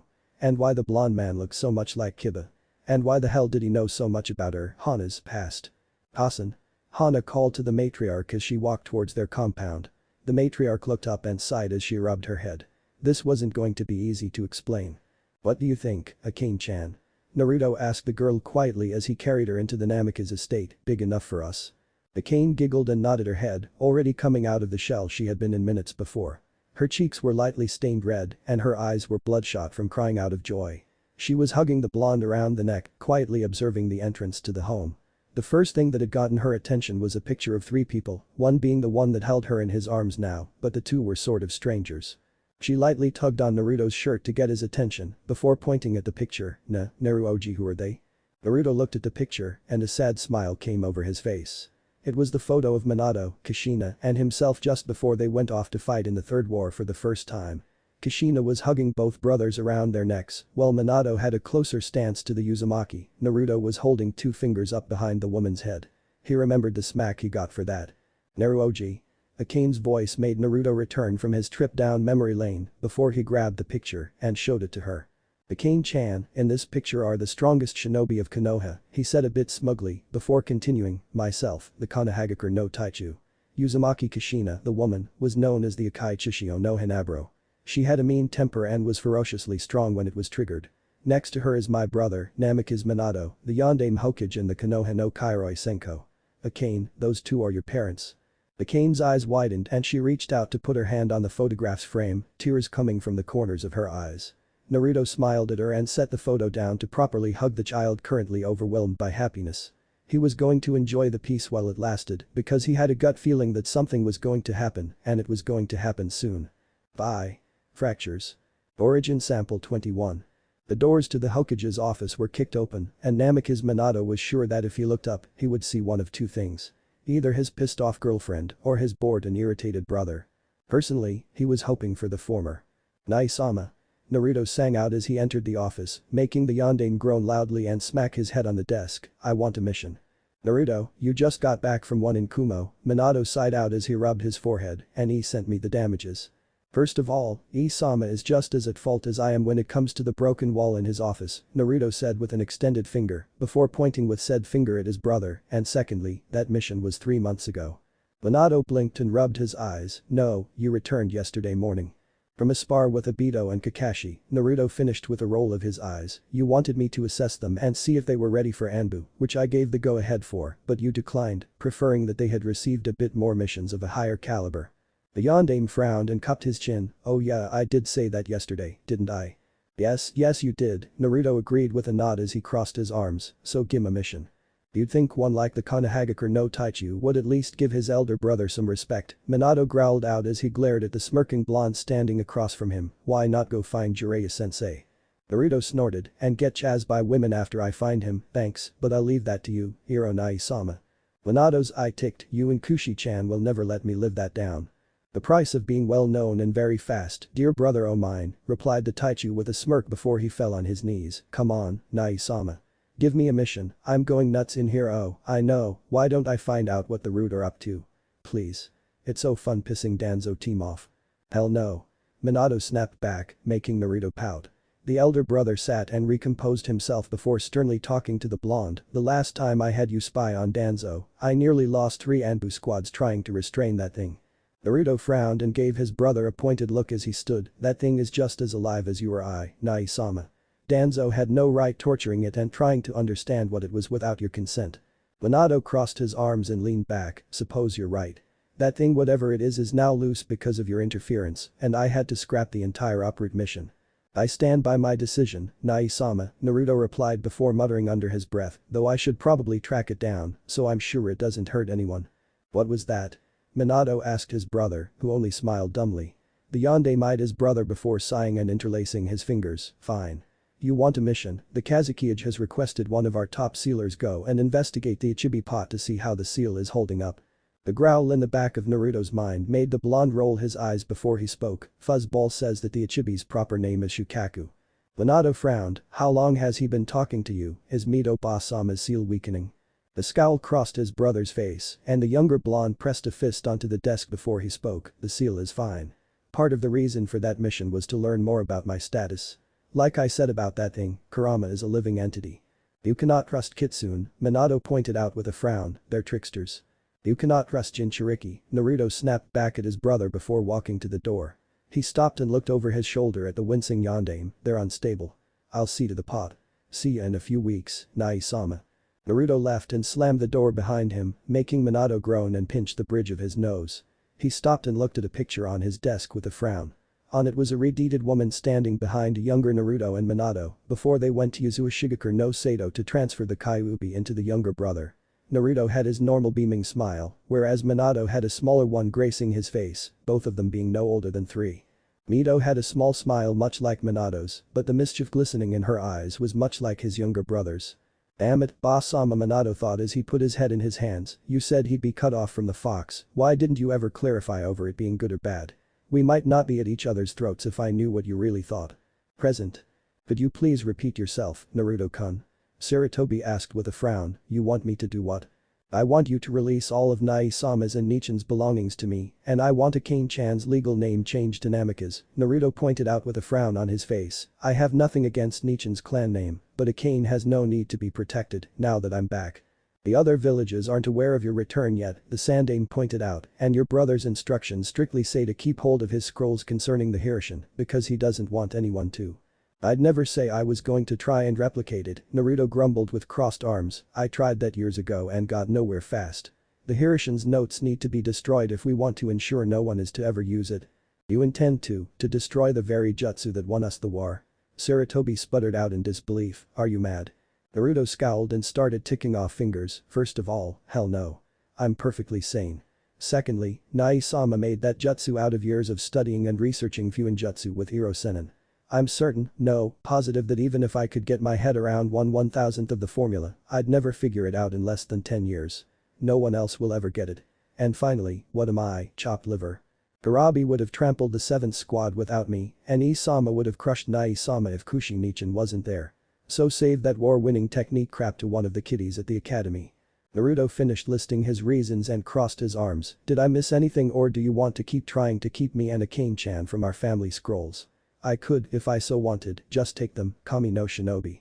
Hiruzen scowled and lifted an open hand to keep his Anbu at bay. He was known as the Kami no Shinobi due to an all-out cage brawl that had engulfed a small section of the continent in the Second Shinobi World War, but that was back when he was in the prime of his life.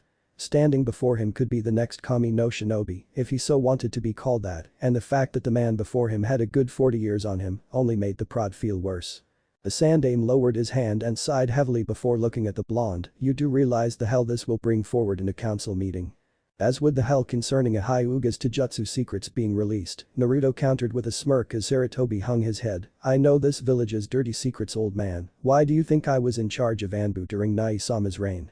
Kushina was, Sarutobi corrected, getting a snicker from the blonde. Nichin might have been after my disappearance, but she was my cover, he said with a smirk, my face is too well known as a nice guy, so if I was listed as the Anbu head, everyone would be pestering me to join Anbu or to train so-and-so. No one would dare try and bother Nichin with that crap. You're smarter than I thought, Naruto-kun, Sarutobi chuckled out after he let the blonde's words sink in. He sighed heavily before nodding, rationally, you are right. I suppose that having a technique in storage that no one could figure out is the equivalent to handing said technique to our enemies on a silver platter. So is the way of the ninja. If you want it and don't have it, steal it, Naruto thought with a smirk before he calmed himself and nodded, thank you, Hirojiji. Now, Akane-chan is getting out of the academy shortly and I promised I would walk her home. I still can't believe you had her enrolled at such a young age, Sarutobi said with a sigh, then again, you and her parents did fine starting so young as did Kakashi. Damn right, Naruto said with a grin as he turned and walked away, see you later, Hokage. Oh, and think about what I said concerning the Chunin exams. Naruto walked through the village with his hands behind his head, inadvertently making his midsection seem slimmer and his arms larger, which would explain the staring and drooling females watching him as he strolled. His armor was back at the Namikaze estate, hung in its normal case within his room, and he was dressed in a tight white t-shirt with the Uzumaki symbol on both shoulders.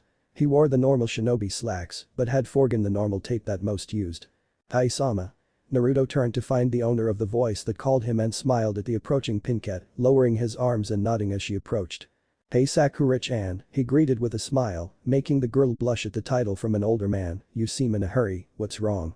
Shaking her blush from her face, Sakura donned a worried look. "Kibabaka is scuffling with a Sunanin in the alley." "I tried to." "Say no more," Naruto instructed with a nod before lightly ruffling her hair. "You did right going to find a superior officer when it pertains to a foreign shinobi. I'll require you to go pick up Akane-chan from the academy in my stead."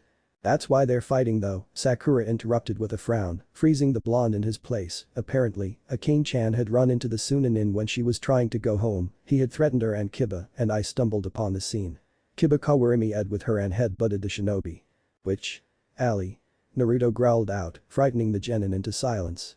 Nodding his thanks, Naruto vanished in a blur, leaving a sweating Pinket to fall to her knees from the killer intent the blonde released. "Hibanae-chan. Please stop." Akane cried from her spot near the entry to the alley, hugging the growling white puppy. She had tried to wait for Naruto Oji, she really did, but she wanted to hear more stories about her Tausen and Kasen. Her impatience had gotten the better of her, and she tried to remember the path her Oji took to get her to the academy. She got lost and in her fear, she tried to double back to the academy in a hurry. Then she ran into the makeup boy and things went downhill. "Tenkuro no Baka." The blonde girl wearing a periwinkle dress scolded from the opposite side of the scuffle. "He won't like seeing you fight. Stop before." "Hiba, heel." A man's voice called into the alleyway, making everything stop. The angered heir to the Inuzuka clan froze and jumped away from his opponent, standing at attention with his back parallel to the fence. Kankuro, the opponent, fell to the ground and rubbed his nose, preparing to shout at the dog ninja before he froze at the sight of the newcomer. He was, for lack of any better words, big. Not big as in fat, but big as in build like a brick house. The guy looked like he benched mountains. Okay, maybe not mountains, but he sure as hell benched more than the puppeteer did.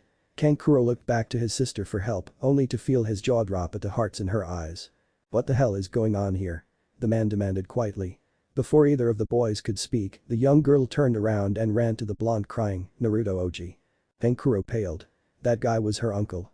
Oh, this was bad. Very, very bad. The man's angry visage dropped from the intense disapproving glare into a small look of relief as he looked down at the girl latched onto his leg. The scowl returned as he looked at the sweating Konohinin. "Hiba, Sasuke. Front and center." He barked, getting the Inuzuka and the Uchiha before him in a flash. Kankuro gaped, where did the raven-haired guy come from? The blonde's attention went to the trees and he narrowed his eyes. "You too, Tanuki-san." Whatever color was left on Kankuro's face vanished as his younger brother reappeared with a look of worry and unease on his face. Gaara, the red-deeded boy that had reappeared, was never unnerved. He never worried about meeting someone. This guy walks into the alley and makes beads of sweat fall on the red-deed's forehead. Just who is this guy? Kankuro asked himself as he slowly got to his feet and listened in on what this guy was saying to the two Konoha genin. "I'm disappointed in both of you. Kiba, well your intentions were good, you never attack a foreign shinobi. I should have you in the T&I building just for that." Naruto scolded the whimpering genin before he looked at Sasuke and Sasuke. "You should have stepped in and stopped the fight while Sakura went to get me. We are Konoha shinobi. No man gets left behind. That is our motto, that is our way, that is why we work. I want you both to thank Kami that I'm not turning either of you in for these misdemeanors, but know that I am informing Tsume-sama and Kakashi. Am I understood?" "Sir, yes Taichu-sensei sir," the two boys repeated, having gotten a bit of training from the blonde on their journey back from the Yuki mission, as they were used to by the soldier-like shinobi. They stepped to the side as he crouched to detach a cane from his leg. "Akane, as relieved as I am that you're safe, do not leave the academy grounds without myself or any of Team 7. Do you understand me?" he asked sternly with his hands on either of her shoulders. The still crying girl nodded her head, getting a soft smile back before she was brought into a hug. "Thank Kami you're safe." "Ditai-sensei." Sasuke's worried voice made the blonde look at him. The young genin glanced over at the Suna genin and the Takujo nodded in understanding. Naruto handed a cane to Kiba, who carefully moved her to her feet and held her hand before he stood and approached the three Suna genin. "You three are here for the Chunin exams, yes?" he asked, getting nods from the three of them. Naruto looked at them all before stopping on the one with red hair and black circles around his eyes. The symbol for love carved into his head gained his attention, and Naruto narrowed his eyes. "You, Tanuki, what is your name?" he asked calmly but with suspicion. Irideed swallowed, which made his two teammates shudder in fear, before he spoke, "Esabaku no Gaara, Konoha-san." Naruto kept a soul-piercing gaze on Gaara for a moment before his features lightened and he smiled, "Well, Gaara-san, I hope you understand that while killing is allowed in this exam, I don't approve of losing comrades. Keep your feisty teammate in check and don't feed any tanuki, understood?" The beast screaming in Gaara's mind to run away was now muttering orders to obey the man before him in the Riti's mind. The genin nodded curtly before vanishing in a swirl of sand, making Naruto arch a brow and rub his chin. Impressive. Shikaku seems to have understood my threat and from the look in the boy's eyes, he must have a large hold over his container. If I could break through to him like I did Kurabi and Rashi, his thoughts derailed as he realized the two Suna genin were staring at him in fear. Sheepishly chuckling, Naruto waved them off, "You're free to go." "That's it?" Kankuro blurted out, getting all eyes on him. He continued, "You get those two to snap into soldier mode, you make my Nichin go googly-eyed, and you boss Gaara around like he's your student. Just who the hell are you? What are you? Don't you care why we were fighting? How do you know I didn't start that fight?" Kankuro. "Shut up." Tamari hissed through clenched teeth as she blushed in embarrassment at her brother's words. Her brother continued despite her warning. "And your freaking brat of a niece ran into me, I almost punched her. And you probably didn't know that, fuck me," Kankuro whimpered as the blonde's eyes narrowed. Naruto leaned into Kankuro's face. A firm glare on his face before he spoke. "You threaten kids at home?" he asked, getting a quick shake of the head in the negative as a response. Naruto arched a brow and asked, "Then why the fuck did you threaten my niece?" I. Naruto poked Kankuro once in the chest, making the boy shriek girlishly before he fainted. The blonde glared down at the unconscious puppeteer before looking at the girl. "Next time he threatens to harm a child, I'd better not be informed or I'll be sure he can never have one. Tell him that." Hi. Tamari squeaked out. Naruto turned around and went back to Akane, picking her up under her arms and carrying her home, while the two boys quickly followed. Tamari swallowed heavily and put her arms under her brother's, dragging him along the ground before dropping him. She left him and decided that if he was attacked, he deserved it due to his stupidity. "Asen, you have to tell Kiba," Hana said as she sat across from her mother in the clan's head office. The woman stopped checking over the Ninken's health reports and looked up with a frown. Hana had started pestering her about this a few days ago after she returned and had learned the truth. Despite being such a short amount of time, it was quickly getting on Tsume's nerves. "I should have never told you the truth," she growled quietly before getting back to the reports. Hana scowled and crossed her arms. "You should have told me that I had a father figure rather than allowing me to forget him. Don't punish Kiba for an accident, he gave me his word, Hana." Tsume interrupted with a snarl, slamming her hands on the desk to face her undeterred daughter. "When Namikaze Naruto gives you his word, he follows it through to the letter." "And he did," Hana shot back as she matched her mother's stance. "Tai no, Tausen, swore he'd come back and he did. He came back. What you're mad about is that it took him so damn long." "No, what I'm mad about is that he left me alone." Tsume snapped, her eyes softening into two wounded brown orbs. "He left me, left us, when we needed him most. He could have stopped Danzo, he could have. Don't you dare pin that on him." Hana snarled, getting a growl from her mother. "He didn't know about it until we left Yuki. And if you want to play that game, why didn't you go to Kushina Oba? Or adopt a cane?" "Damn it, I would if I could, but I didn't know." "Bullshit." Hana interrupted, pointing at her mother. "You knew damn well whose daughter she was. You couldn't have not known, she's a damn clone of Kushina Oba." Tsume stubbornly looked away, making Hana growl before the younger Inyazuka threw her hands in the air. "Kami. Fine. You want to play that game, fine. I'll be at the kennel if you want to continue this, Kasen. Come on boys." The three lying Himeru got to their feet and followed their partner out of the room. The dogs had remained quiet during the spat, deciding that involving their own opinions could have led to an altercation with Kuromaru. Said elder canine waited until the door was slammed behind the heiress to the Inyazuka clan before he spoke. "She's right." "Shut up, Kuromaru," Tsume growled. The one-eyed dog rolled his usable eye. "Hey, I'll admit that he pissed me off, too," the dog started as he scratched his ear, "but you can't seriously be considering hiding him from Kiba. Soon enough, someone else is going to see the similarities between the two and they'll bring it up. Kiba may even see it. What will you do then?" "Kiba's smart, but he's not that smart," the clan head scoffed. She frowned, "And if it comes to that, I'll tell him off." "You can't deny a child their father, Tsume," Kuromaru scolded in disapproval. "Just because he hurt you doesn't mean he'd ever hurt Kiba. You and I both know he'd never hurt his own son." Tsume didn't reply, deciding to keep quiet and go through the paperwork. Kuromaru sighed and laid back down before he spoke again. "I won't go against you, whatever you decide, but know that I disapprove." "I know," she quietly replied. Her own thoughts swirling over the situation. Does she tell her son the truth now or risk losing him by lying even more? Beyond what you see. Origin sample 30. Alright, men, Naruto began as he stood in front of a small group of potential interrogators. Amongst them was a tall man wearing the standard Jonin uniform only, along with his headband being black, the rest of the clothing was black as well. The man had intrusive eyes, something that piqued Naruto's interest before he returned to his intro to the art of interrogation. The Yondaime handpicked you men for a reason. That reason is one I do not know. The group collectively sweated in concern. Their proctor was uninformed. As if reading their minds, Naruto continued with a sadistic smirk, but I do know that you're all to be tested to see who will head the T&I section of our Anbu. Meaning, one of you will be right up there with the Yamanaka in the art of interrogation. I personally prefer all-out open combat, but most of you probably already knew that. You managed to pass the Jonin exams, after all. Not an easy feat. The group of 7 men nodded, save for the one that had originally caught Naruto's eye. He remained stoic and silent. Naruto's grin grew slightly and a twinkle appeared in his eyes. One that sent shivers down all the men's spines. Even the stoic man's body gave an involuntary shiver. You have one objective, to successfully get the information concerning the Konoha spy network, Naruto said with a raised hand before an evil smirk crossed his face. Who wants to go first? The men furrowed their brows as they thought over their objective. Getting information concerning the infamous spy network that greatly assured victory in the Third War was notoriously difficult. Kumo, Iwa, Kiri, all 3 had tried to slip spies into the network, and all 3 failed horribly. Why, no one knew, but it was believed that the network was a ruse for the cover of one super spy. Only 4 men knew otherwise. Well fine, then, Naruto pouted after a few minutes had passed and no one had volunteered. I'll pick. You. Third to the left with the menacing stature. Follow me.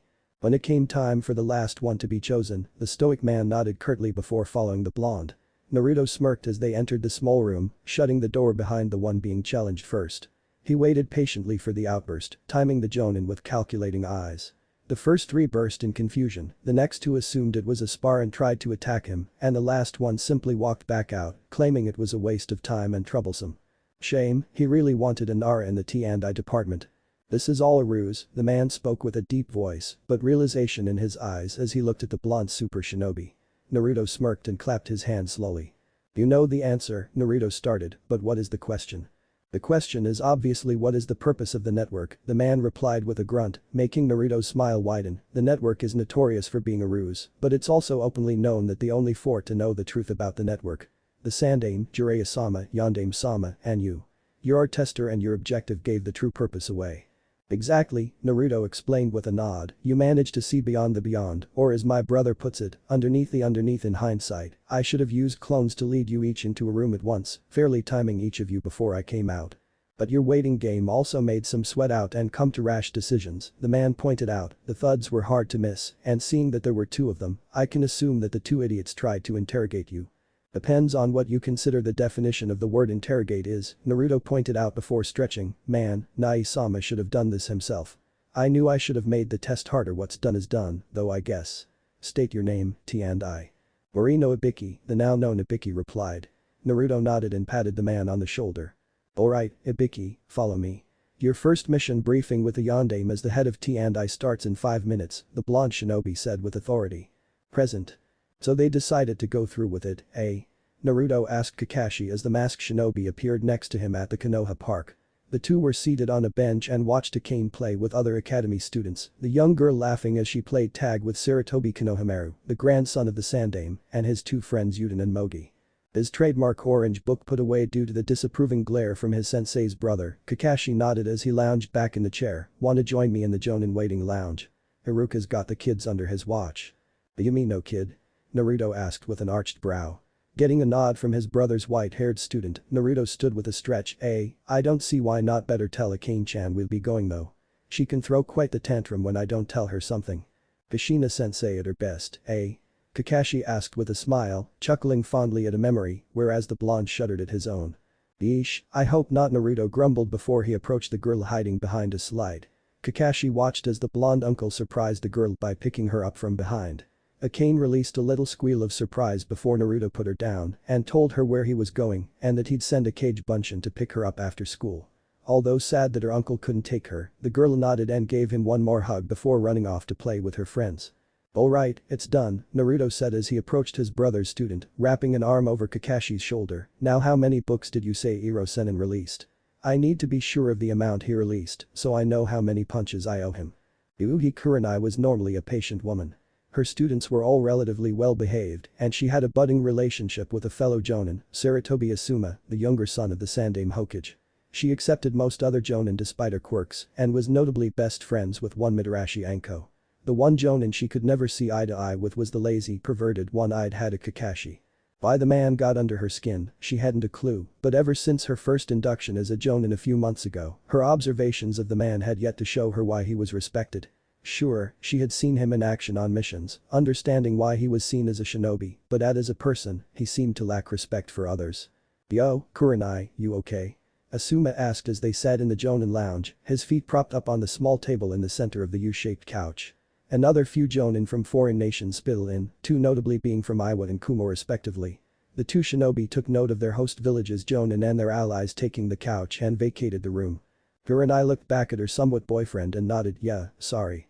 That was weird though, why would Kumo and Iwa enter the Chunin exams?" "To gather information." Asuma suggested before shrugging, "Who cares? As long as they aren't out to get us right now, I'm fine." Kurenai rolled her eyes, "Lazy ass." "I'm managing with it though," Asuma shot back as he reached for a smoke. The cigarette in his hands instantly changed into a fishing worm and out of reflex, Asuma flared his chakra, dispelling the genjutsu. He put the cigarette in his mouth and gave a wounded look to the red-eyed, raven-haired woman seated next to him. "You keep doing that and I'll start to think you don't like me." Kurenai scowled, "I like you just fine when you don't smell like smoke. How you haven't been detected by enemies while on a mission, I'll never know." It's a trait, he manipulates the chakra in the air around his body to keep his scent concealed. It's a simple training technique that most wind users after they manage to cut the waterfall. The gathered jonin turned to see a blue-armored shinobi with a shield on his arm. Many felt their jaws fall open, and women in the room felt the blood rush to their faces. His face was frighteningly similar to that of their heartthrob of a yondaime, a key difference being the whisker-like marks on his cheeks and the slightly more rugged look he had. Next to him was the masked self-proclaimed master of 1000 jutsu, Kakashi himself. The masked nin gave a simple wave and his one visible eye closed as he greeted the room, "Yo." Naruto chuckled at his laid-back friend, "You're sure you wouldn't be late to your own funeral?" "Meh, I doubt anyone would like to be on time, why be the first?" The response got a few chuckles from around the room and the blonde shinobi rolled his eyes before scanning the room, "Huh, and here I thought Guy would be. Ah. My eternal rival. You have beaten me to the youthful lounge." A boisterously loud voice exclaimed behind them.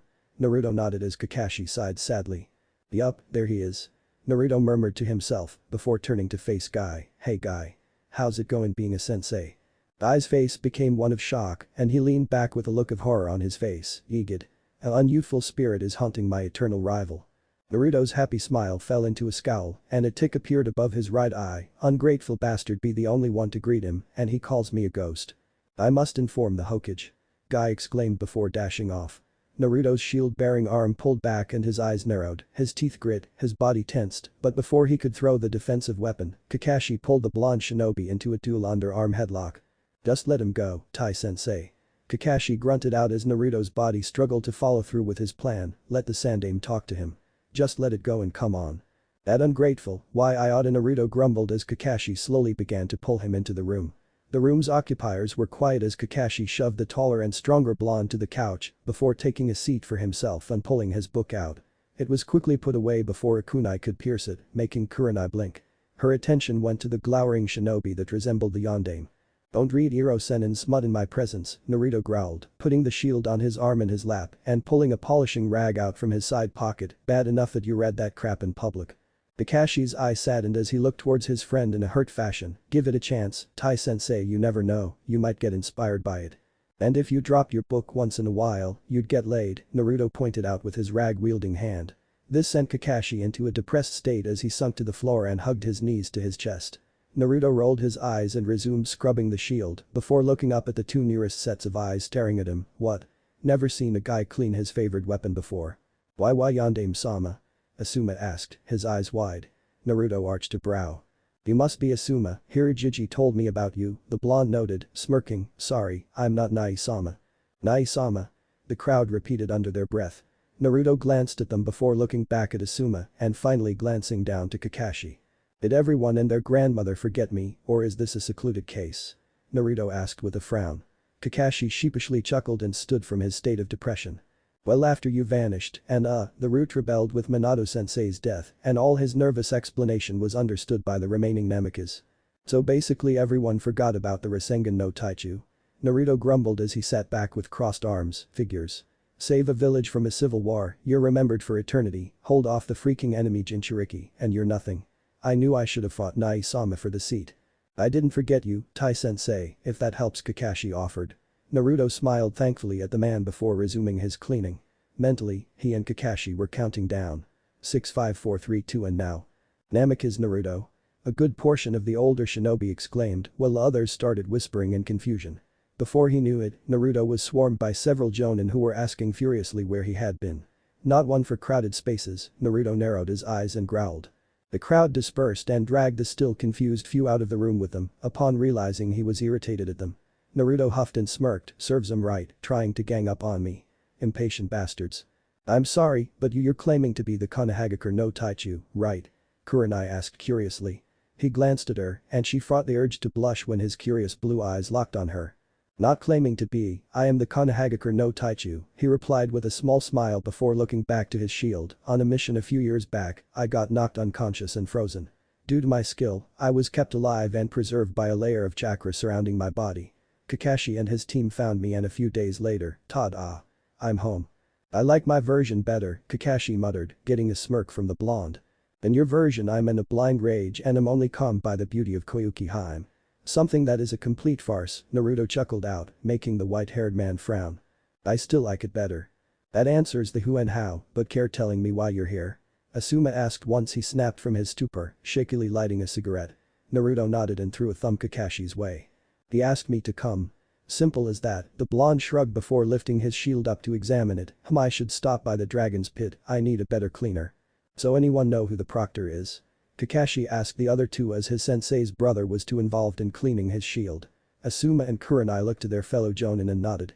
Yeah, Pops told me he asked Marino Ibiki to do it, Asuma chuckled, man those kids are screwed. Yeesh, I would have just given up if I knew, Kakashi grumbled as he sat back, no way in hell would I take a test with Ibiki as my proctor. I don't understand, who's Ibiki? Kurenai asked curiously. Before Kakashi could reply, Naruto spoke up as he sealed his shield away. He's a psycho that's damn good at what he does, the armored nin said before sitting back with his hands locking behind his head. I should know, I'm the one that appointed him the job of T&I. You did? The three chorused in surprise. Naruto smirked and nodded. Yeah, but I'm positive that Kakashi's team will pass, the blonde said with a nod to the man. That's only due to the fact that I've personally trained the kids for a week. I wondered why they seemed so eager to finish the D ranks over this past week, Kakashi mused before mock glaring at the blonde. You can't take my job. A job you're not doing. Naruto countered before shrugging, you like the spare reading time, don't try to deny it. Touché, the masked jonin relented as he sat back and relaxed. The two other jonin exchanged a curious look before they looked back at the shield-wielding shinobi. Naruto paused and his chakra flared once before a duplicate appeared in a plume of smoke. The double gave a two-fingered salute before he vanished in a swirl of leaves. Going to pick up a cane-chan? Kakashi inquired. Duh, Naruto replied with a smirk, you know, you could do the same. She loves hearing your stories, you know. Meh, I'm too lazy, the masked one replied. Naruto scowled at the man before quickly smacking him with a palm. Ow. Serves you right for ignoring your little sister. Naruto scolded before going back to cleaning the shield in his lap. He paused and looked up, wonder how the kids are doing. Kiba sent a sideways glance to Sasuke, who was seated a few feet ahead of him, before looking up at the canine on his head and whispering, is he done? Akamaru whined once and Kiba smirked before looking down at his paper, okay buddy, what did the team put down for number 4? Sakura finished answering all of her questions and smiled proudly.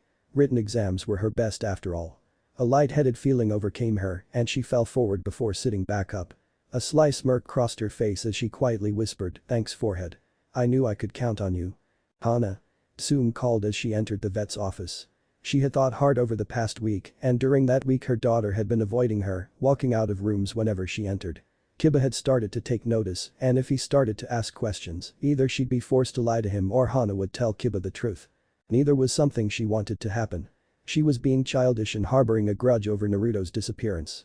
It wasn't the blonde's fault and the next time she saw him she'd do what she could to make up for trying to kill and or neutering him. First, though, she had to admit to her daughter that she was right. Her pride was wounded just thinking about it. Hana. Get out here, damn it. Tsume called, her impatience starting to get the best of her. Before she would lose her temper, the veterinarian stepped into the room and looked up from a chart. Hello, Kasen, what can I do for you? Hana's question had a professional edge to it that Tsume normally didn't receive. Restraining herself from smacking her daughter for taking a tone like that to the alpha, Tsume took a deep breath. You were right, Hana, Tsume said quietly. Hana blinked twice before putting her clipboard down and crossing her arms. Did I hear right? Hana asked with a small smile, making Tsume's eye twitch. I could have sworn you said I was right. You're enjoying this, aren't you? Tsume asked with a growl. I have no idea what you're talking about, Kasen, Hana shot back with a smile. Tsume narrowed her eyes, sure you don't. Anyway, I need your help. With what? Hana asked with a frown. The clan head growled and crossed her arms over her chest. Telling your brother who his father is, grumbled Tsume. Hana's confused frown switched upwards into a pleased smile. Snake in the grass. Origin sample 5. I want to crack at him. Naruto demanded with a snarl as he stood in front of the Sandaime with his hands on the Hokage's desk. Sarutobi Hiruzen looked up from the various mission reports that had gone wrong since tensions between Iwa and Konoha had been rising. Numerous encounters with their sworn enemy had been rising, and the recent attack on Yuzue Shigekur no Sato did nothing to cool the two factions down. That and having one of their strongest shinobi in the Anbu holding cells seemed to make Iwa think Konoha was falling apart. I cannot allow that, Naruto-kun, Sarutobi replied with a heavy sigh, you're not in the right state of mind. You have too much emotionally involved. You're damn right I'm emotionally involved. Naruto snarled, his eyes flashing red as his fist nearly broke the desk before him. He experimented on me. Like I was some fucking animal. And how does this attitude prove him wrong? The Sandaime asked as he interlaced his fingers, eyeing the Jinchuriki. You're still emotionally recovering whether you like it or not, and Orochimaru will take advantage of your current state of mind. Naruto's teeth grit and he pushed off the desk before storming out of the office. Sarutobi waited for the door to slam before he summoned an Anbu. Under his breath, the Hokage gave an order, follow him and observe him. I don't want him to do something he'll regret. Yes, Hokage-sama, the Anbu replied with a nod before vanishing. Sarutobi sighed and rubbed his temples with two fingers. Things were going to get very, very bad soon. Naruto walked through the village with a scowl on his face, not looking up as he walked. His build and scowl caused the walking villagers to give him a wide berth, hence why he could walk without watching where he went. Until he knocked someone on their butt. Hey, watch it, mister. The young girl with purple hair growled as she tilted her head back to glare at the man, only to freeze when she saw the man looking at her with an arched brow. Sorry, Naruto apologized sheepishly, his angry mood quickly switching to a happy facade he had been trying to stop using. He bent over and offered the girl a hand. Her almond-colored eyes widened and a faint blush crossed her face before she took his hand with a quiet thank you. No problem, the blonde replied with a smile as he pulled her to her feet. Naruto patted the now standing girl on the head, where were you off to in such a hurry? The girl looked at her feet shyly, well, I wanted to get back to the orphanage before the dinner is out. Is that right? Naruto asked with a smile, putting his hands on his hips, well, need a lift. And not if it's too much trouble, Nyasin she replied, giving a surprised shriek as the well-built blonde suddenly hoisted her onto his shoulders. Your shinobi transport for today is Namikaze Naruto, he said with a hand cupping his mouth, getting a laugh from the girl, I'm gonna need a name for my clientele list. Mitarashi Anko. The girl joyfully replied, getting a grin from the man. Well, Anko-chan, he replied, hold on tight. Naruto crouched down with his hands lightly gripping the girl's ankles before he jumped straight up, the rushing air making Anko laugh in joy, and leapt to a nearby rooftop. He took the scenic route back to the orphanage, jokingly playing the part of a tour guide. Anko enjoyed every second of it, laughing along the way. His little game had caused her to miss dinner, but to compensate he took her out for a doughy treat that she would learn to love. Anko would grow to love her Naruto Nyasin, and the blonde would find himself growing attached to the little spitfire. When his inevitable vanishing would occur, the then 10-year-old would be distraught and cold, rising in her class to the top and attracting the attention of a certain snake. His later experiments would cause the girl to forget about the blonde super nin, but she'd never be the wiser. Present. So let me get this straight, Naruto started as he, Ibiki, and Kakashi sat at the table in the Namikaze estate. Little Ko-chan, my little Amato, is one of your best interrogators. I think it's because she's your Amato that she's the best, Ibiki chuckled out as he took a sip of his sake.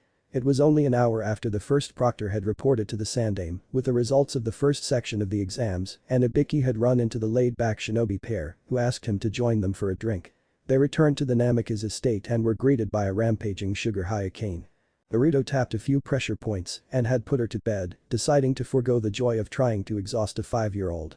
Dispelling his clone with a growl, Naruto quickly pulled one of the best bottles out and opened it, pouring 3 cups and downing 5 shots in record time. Yeah, but it could be because of Orochimaru's curse mark, Kakashi said before finding his air path cut off. Naruto's hand was clutched tightly around the Cyclops, and his eyes were red. What curse mark? Naruto snarled. Kakashi's hands went to his sensei's brother's wrist. DT Taiye Air Kakashi gasped out. Ibiki quickly grabbed a portion of the Taichu's arm, making the blonde warrior release the silver-haired one. The masked shinobi's head hit the table with a loud gasp. Ow. Damn it. Naruto growled, glaring at Ibiki with his normal blue eyes, what the hell?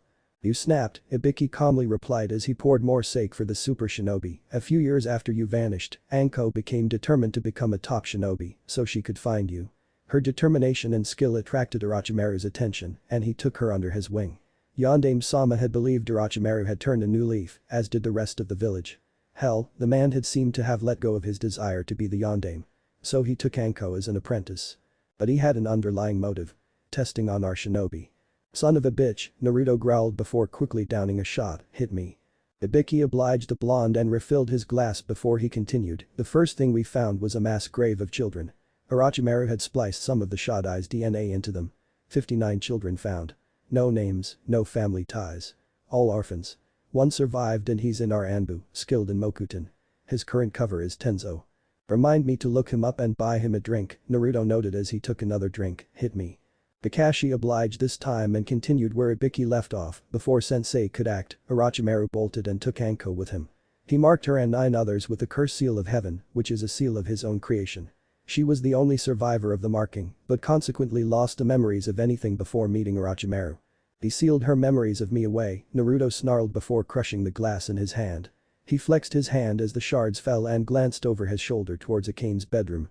After a moment, the blonde looked back at the table and continued quietly, I need to talk to Hirojiji. Ibiki, you find out where Anko is the second, and when you find her, get her to my room. You remember it. Kakashi, I need you to stay and watch Akane. I understand, Kakashi said with a nod. Naruto smiled gratefully before vanishing in a swirl of leaves. DCH, show off, Ibiki muttered before taking another drink. He left the same way once he had put his glass down, leaving Kakashi alone in the room. The masked shinobi looked around the room and reached for his book. The second it was pulled out, he shoved it back as a kunai shot from somewhere in the room. Kakashi frowned beneath his mask, well, that's just cheating.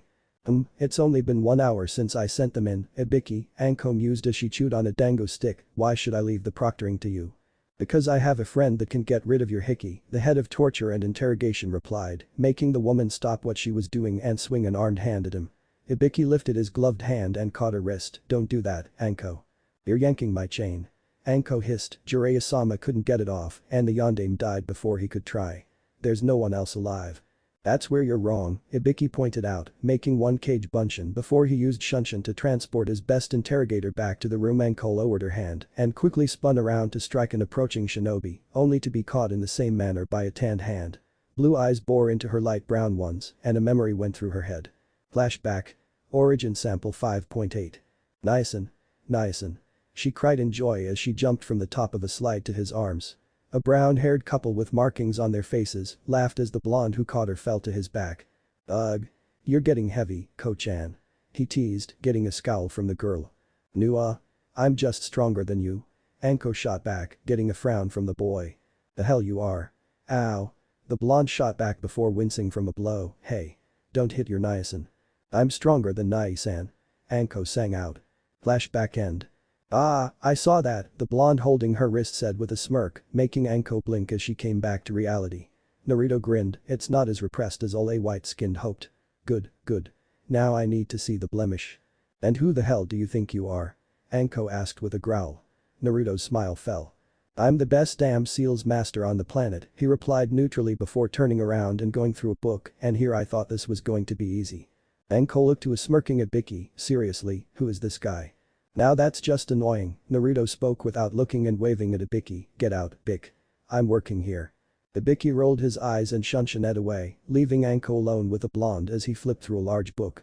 The second snake summoner kept her eyes on the blue-clad back of the blonde shinobi as he spoke quietly to himself, this thing does that and that does this, but then oh whoops wrong symbol, that makes much more sense, are you still staring at me or am I going to have to strip you?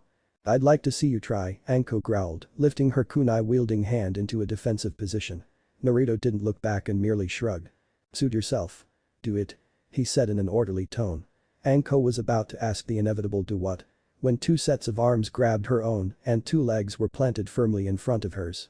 A second later, the woman found herself face down eating the floor as a third person sliced her jacket from the collar to the middle of her back, peeling it away to get a view of the seal. During this, Naruto remained where he was flipping through books. Over his shoulder he asked, "Did you get lost?" "Stow it, Oyabun," a duplicate voice shot back in annoyance.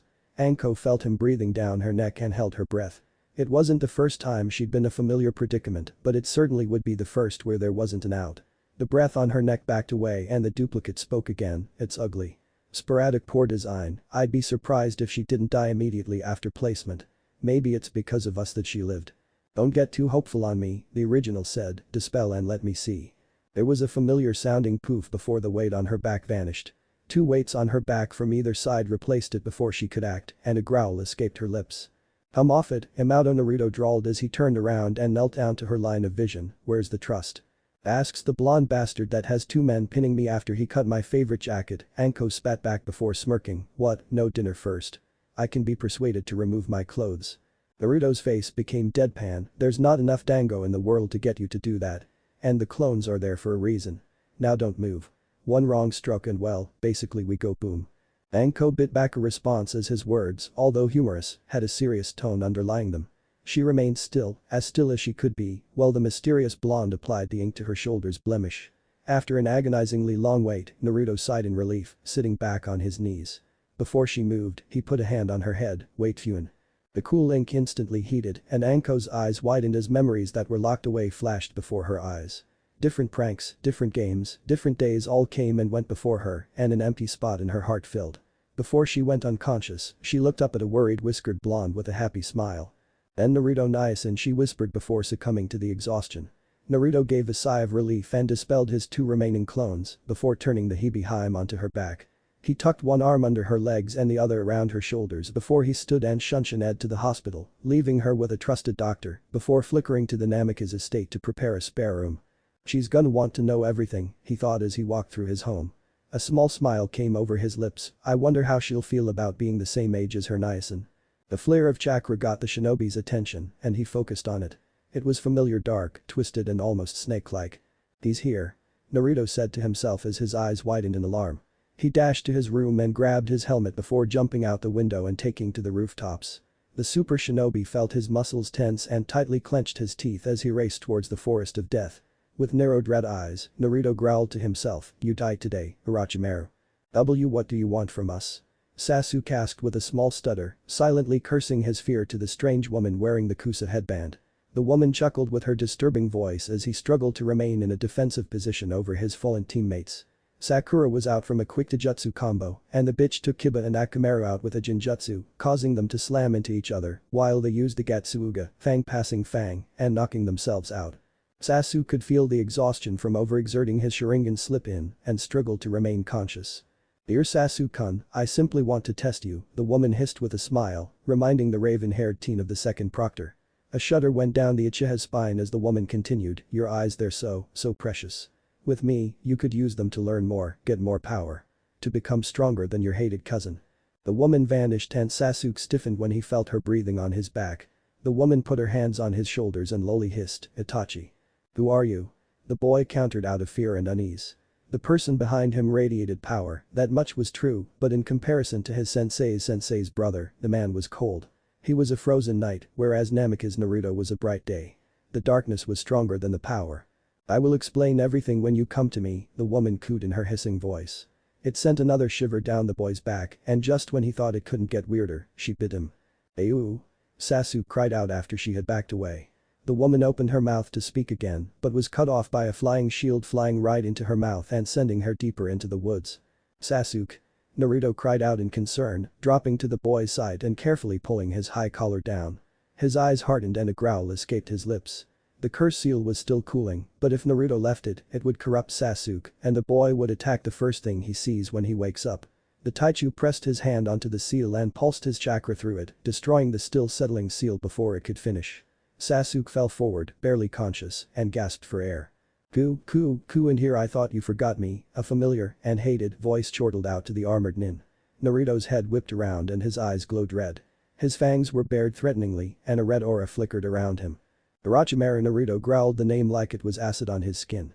The woman with a sliced face chortled and peeled the lower half of her face down, revealing pale white skin and a snake-like golden eye, surrounded by a purple eyeliner. The snake Sannin gave the equivalent to a frown as he peeled the rest of his mask off. "You stopped my seal. Interesting. What else did you learn from the dope and your dear brother?" "I learned enough," Naruto snapped as he caught the rebounding shield without taking his eyes off the Sannin. "So rumor has it you became a cage of a minor village." "What? Didn't want to fight Nai-sama for the title after I left." "Kuku always the cheeky one, aren't you TL09? Orochimaru asked with a smirk. Naruto snarled and rushed at him, cocking his shield-wielding fist back with the intent to bash the Sannin's face in. Orochimaru ducked and aimed a punch for the blonde's gut, only for the man to vanish in a plume of smoke upon his fist's impact. The snake swiveled around and blocked an incoming attack with a smirk. "So predictable, Naruto, that's why you'll never beat me. Is that right?"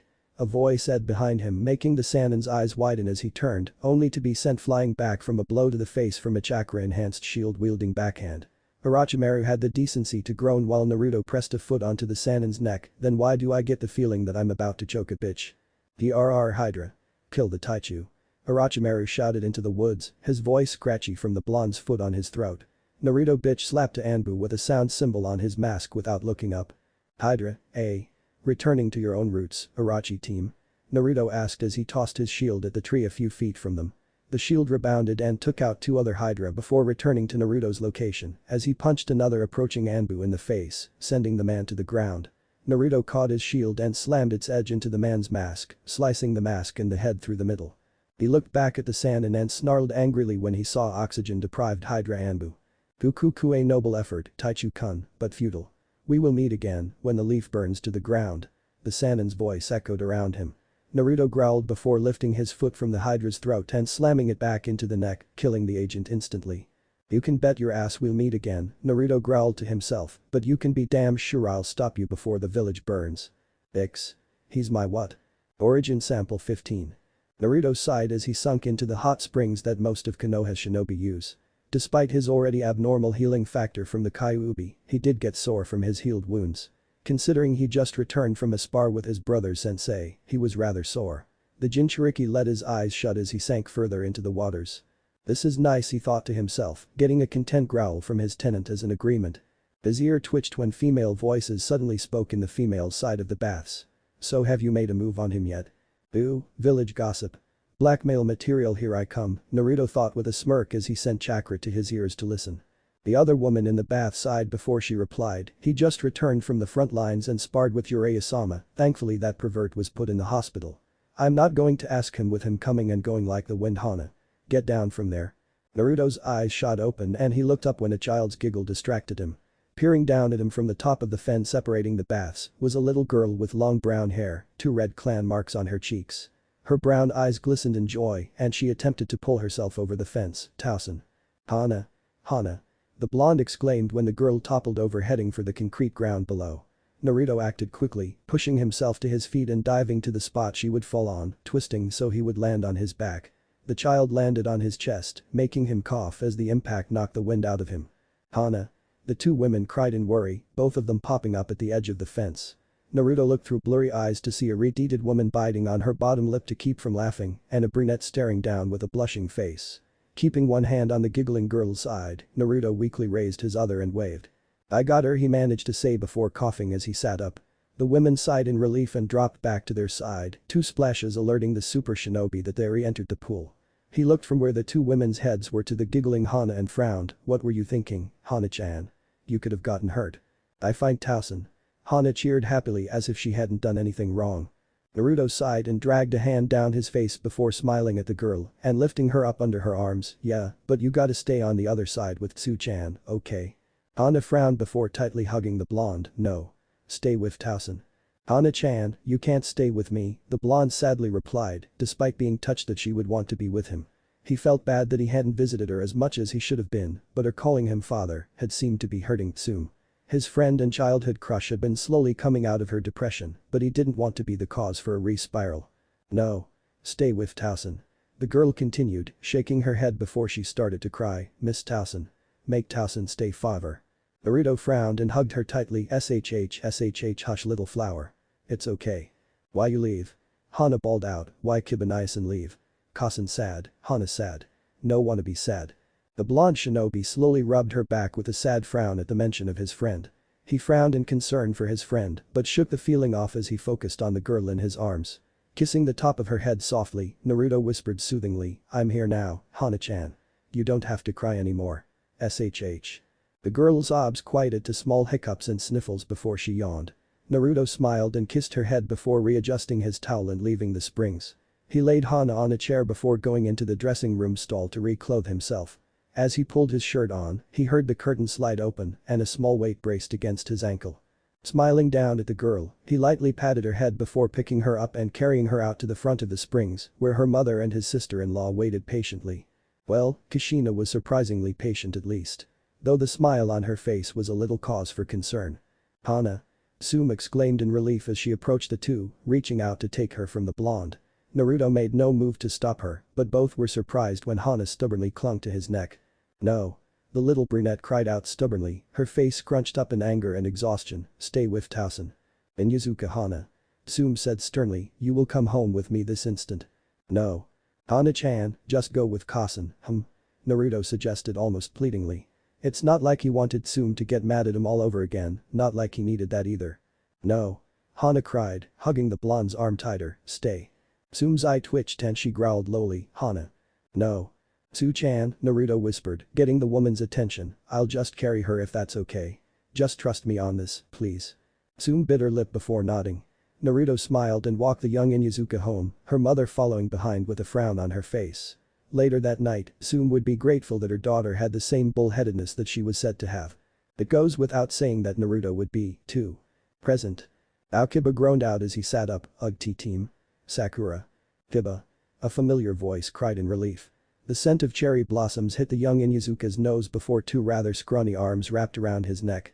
When the arms released him, a smaller weight landed on the preteen's lap before enthusiastic licking his jaw. Kiba laughed as he pushed the puppy down and patted him on the head while he examined his surroundings. "Glad to see you're okay too, boy," he said to Akamaru, who barked once in reply, before looking at his teammate kneeling next to him, "Where's Sasuke team? And where's the snake-smelling freak? How'd we get in this cave?" Sakura looked around worriedly before looking back at him. "Sasuke-kun is resting a bit because that person bit him. I woke up a while ago and found this scroll. Read it." Kiba blinked before taking the small offered scroll, unrolling it and reading it. "Team 7. You're all okay now. I suggest taking a few hours to rest before you hightail it to the tower." The snake person was Orochimaru, one of the Sannin. "I managed to drive him off, but I doubt he came in the village alone. Keep your guards up and remember what Kakabaka and I taught you. Good luck. Taichu." Kiba blinked before sighing and rolled the scroll back up. Tucking it into his jacket, the preteen Inyazuka stood and stretched in the small cave before looking at Sakura. With a hushed voice, Kiba spoke, "Taichu-sensei's right. My head is still killing me and Sasuke's unconscious. We've got to stay put for just a bit longer before we bolt to the tower." "Is that the smartest idea though?" Sakura asked with a bit of concern. The Inyazuka heir grinned much like the Yondame's brother. "He's the Konohagakure no Taichu, why shouldn't we believe in him?" Meanwhile, the shinobi in question was standing before the Hokage and the council with his arms crossed. He had just debriefed the collective heads of the village and informed them of the Hibi Sannin's presence within the village. Naturally, the civilians began whispering worriedly while the clan heads with their errors in the exams were vocalizing their concerns. "Don't cancel the exams," Naruto instructed with hardened eyes, silencing the room before he sighed and elaborated, "That's the last thing we want to do. If we send the other participants away before the conclusion of the second test, it will tip the cages off that something is up. Consequently, if we decide to call the exams during the month wait, it will be another form of warning. What we must do now is go through with it and double-check our security." "Are you questioning the Hyuga Byakugan?" Hiashi asked, knowing full well that most of the village's security relied on the Hyuga's bloodline. In fact, most of the gates were under constant gaze of the Byakugan, with various members of the clan taking up the roster for the watchguard position. Minus Gatetsu and Izumo, of course. Naruto rolled his eyes, "Oh, get over yourself, Hiashi. I'm not questioning your bloodline. Hisashi was on my Genin squad, remember? I know how effective it is, firsthand at that too." "What do you suggest then, Namikaze Dono?" Tsume, who had been unusually silent for the past few meetings whenever said blonde was brought up, asked.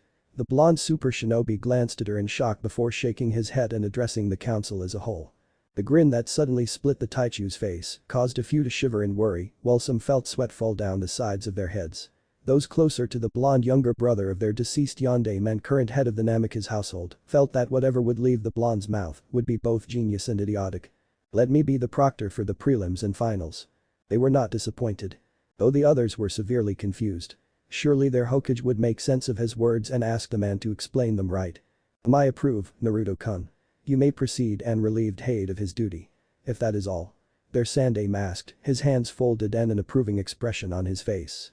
Naruto nodded in response before holding 2 fingers from his right hand to his temple in a salute. Dana Hokage-sama, the blonde super shinobi said before he vanished in a gust of wind. The council collectively groaned. It was official, they were out of the loop. Naruto reappeared in the tower of training ground 44, right outside the lunch hall. He walked in and blinked. Team 7 was seated at a table with the rest of the rookie 9 as they were called. Eyeing them, Naruto mentally compared the teams. Team 8 is Kurenai's squad, he thought as he looked the 3 kids over.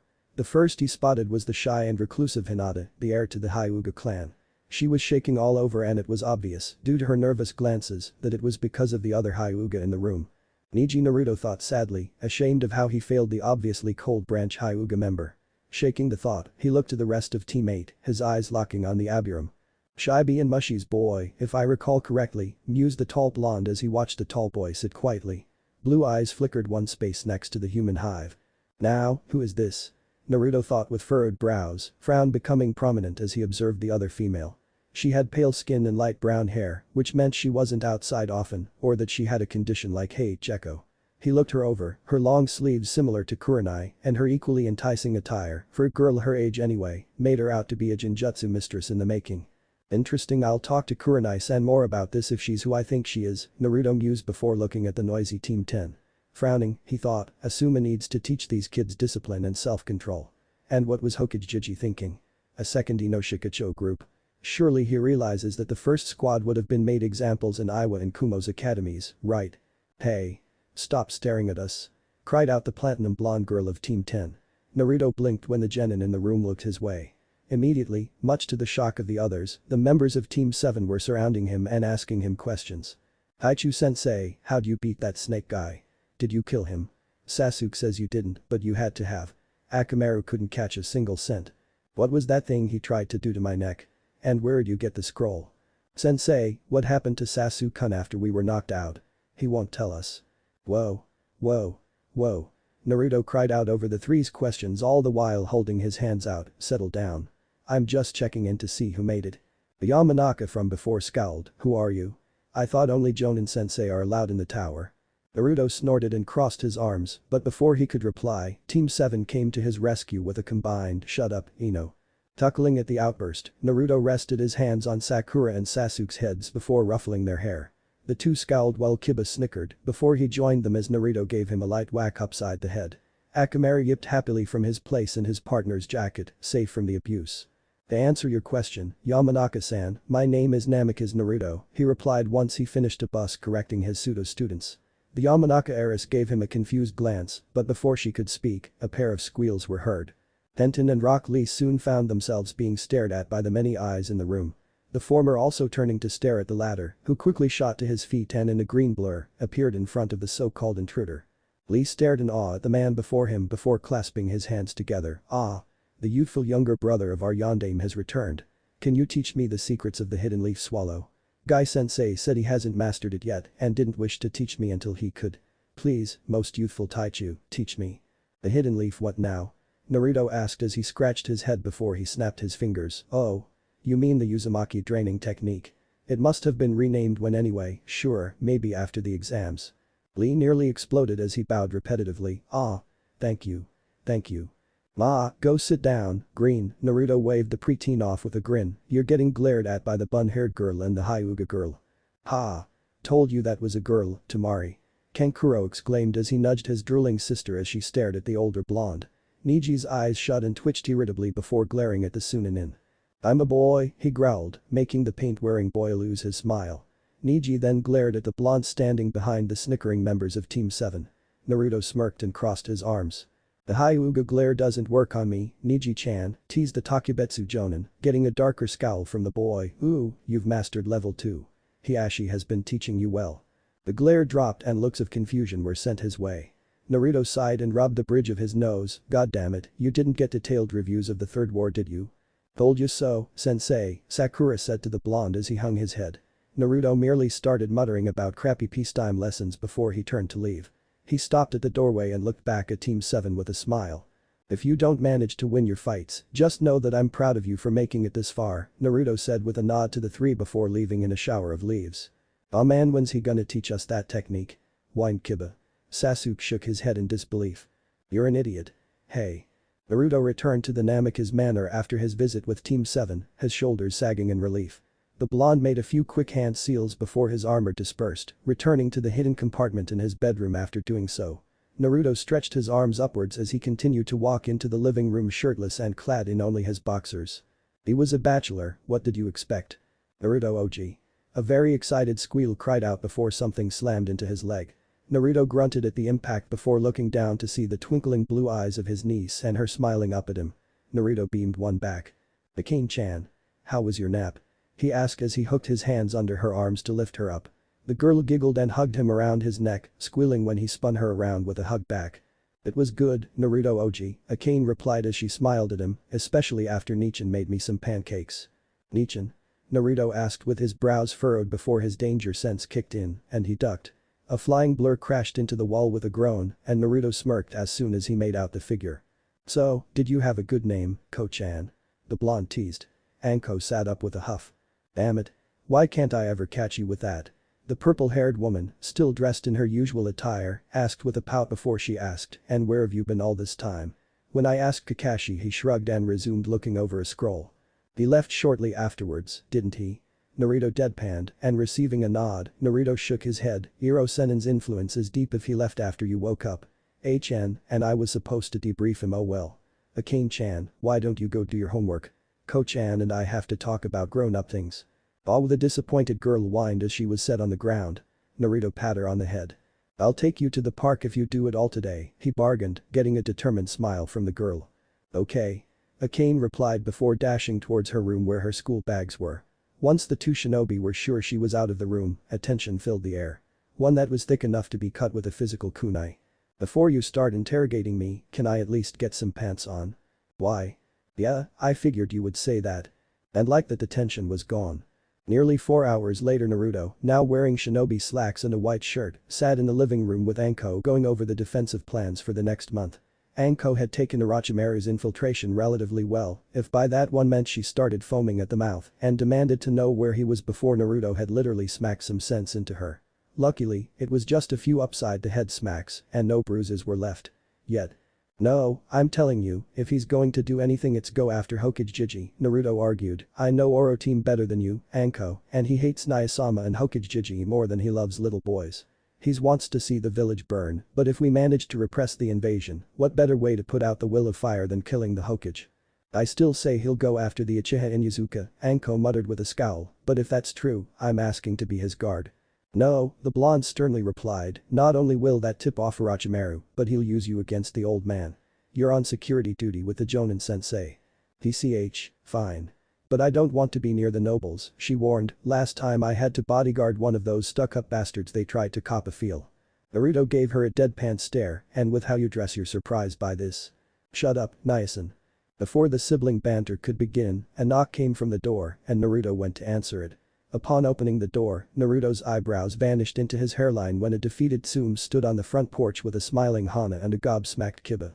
However, before a word could be said by the confused Namikaze, Kiba exclaimed, I can't believe you're my father, and you didn't tell me. What if Naruto was Captain America in Avengers? End here, and thanks for watching my video till the end.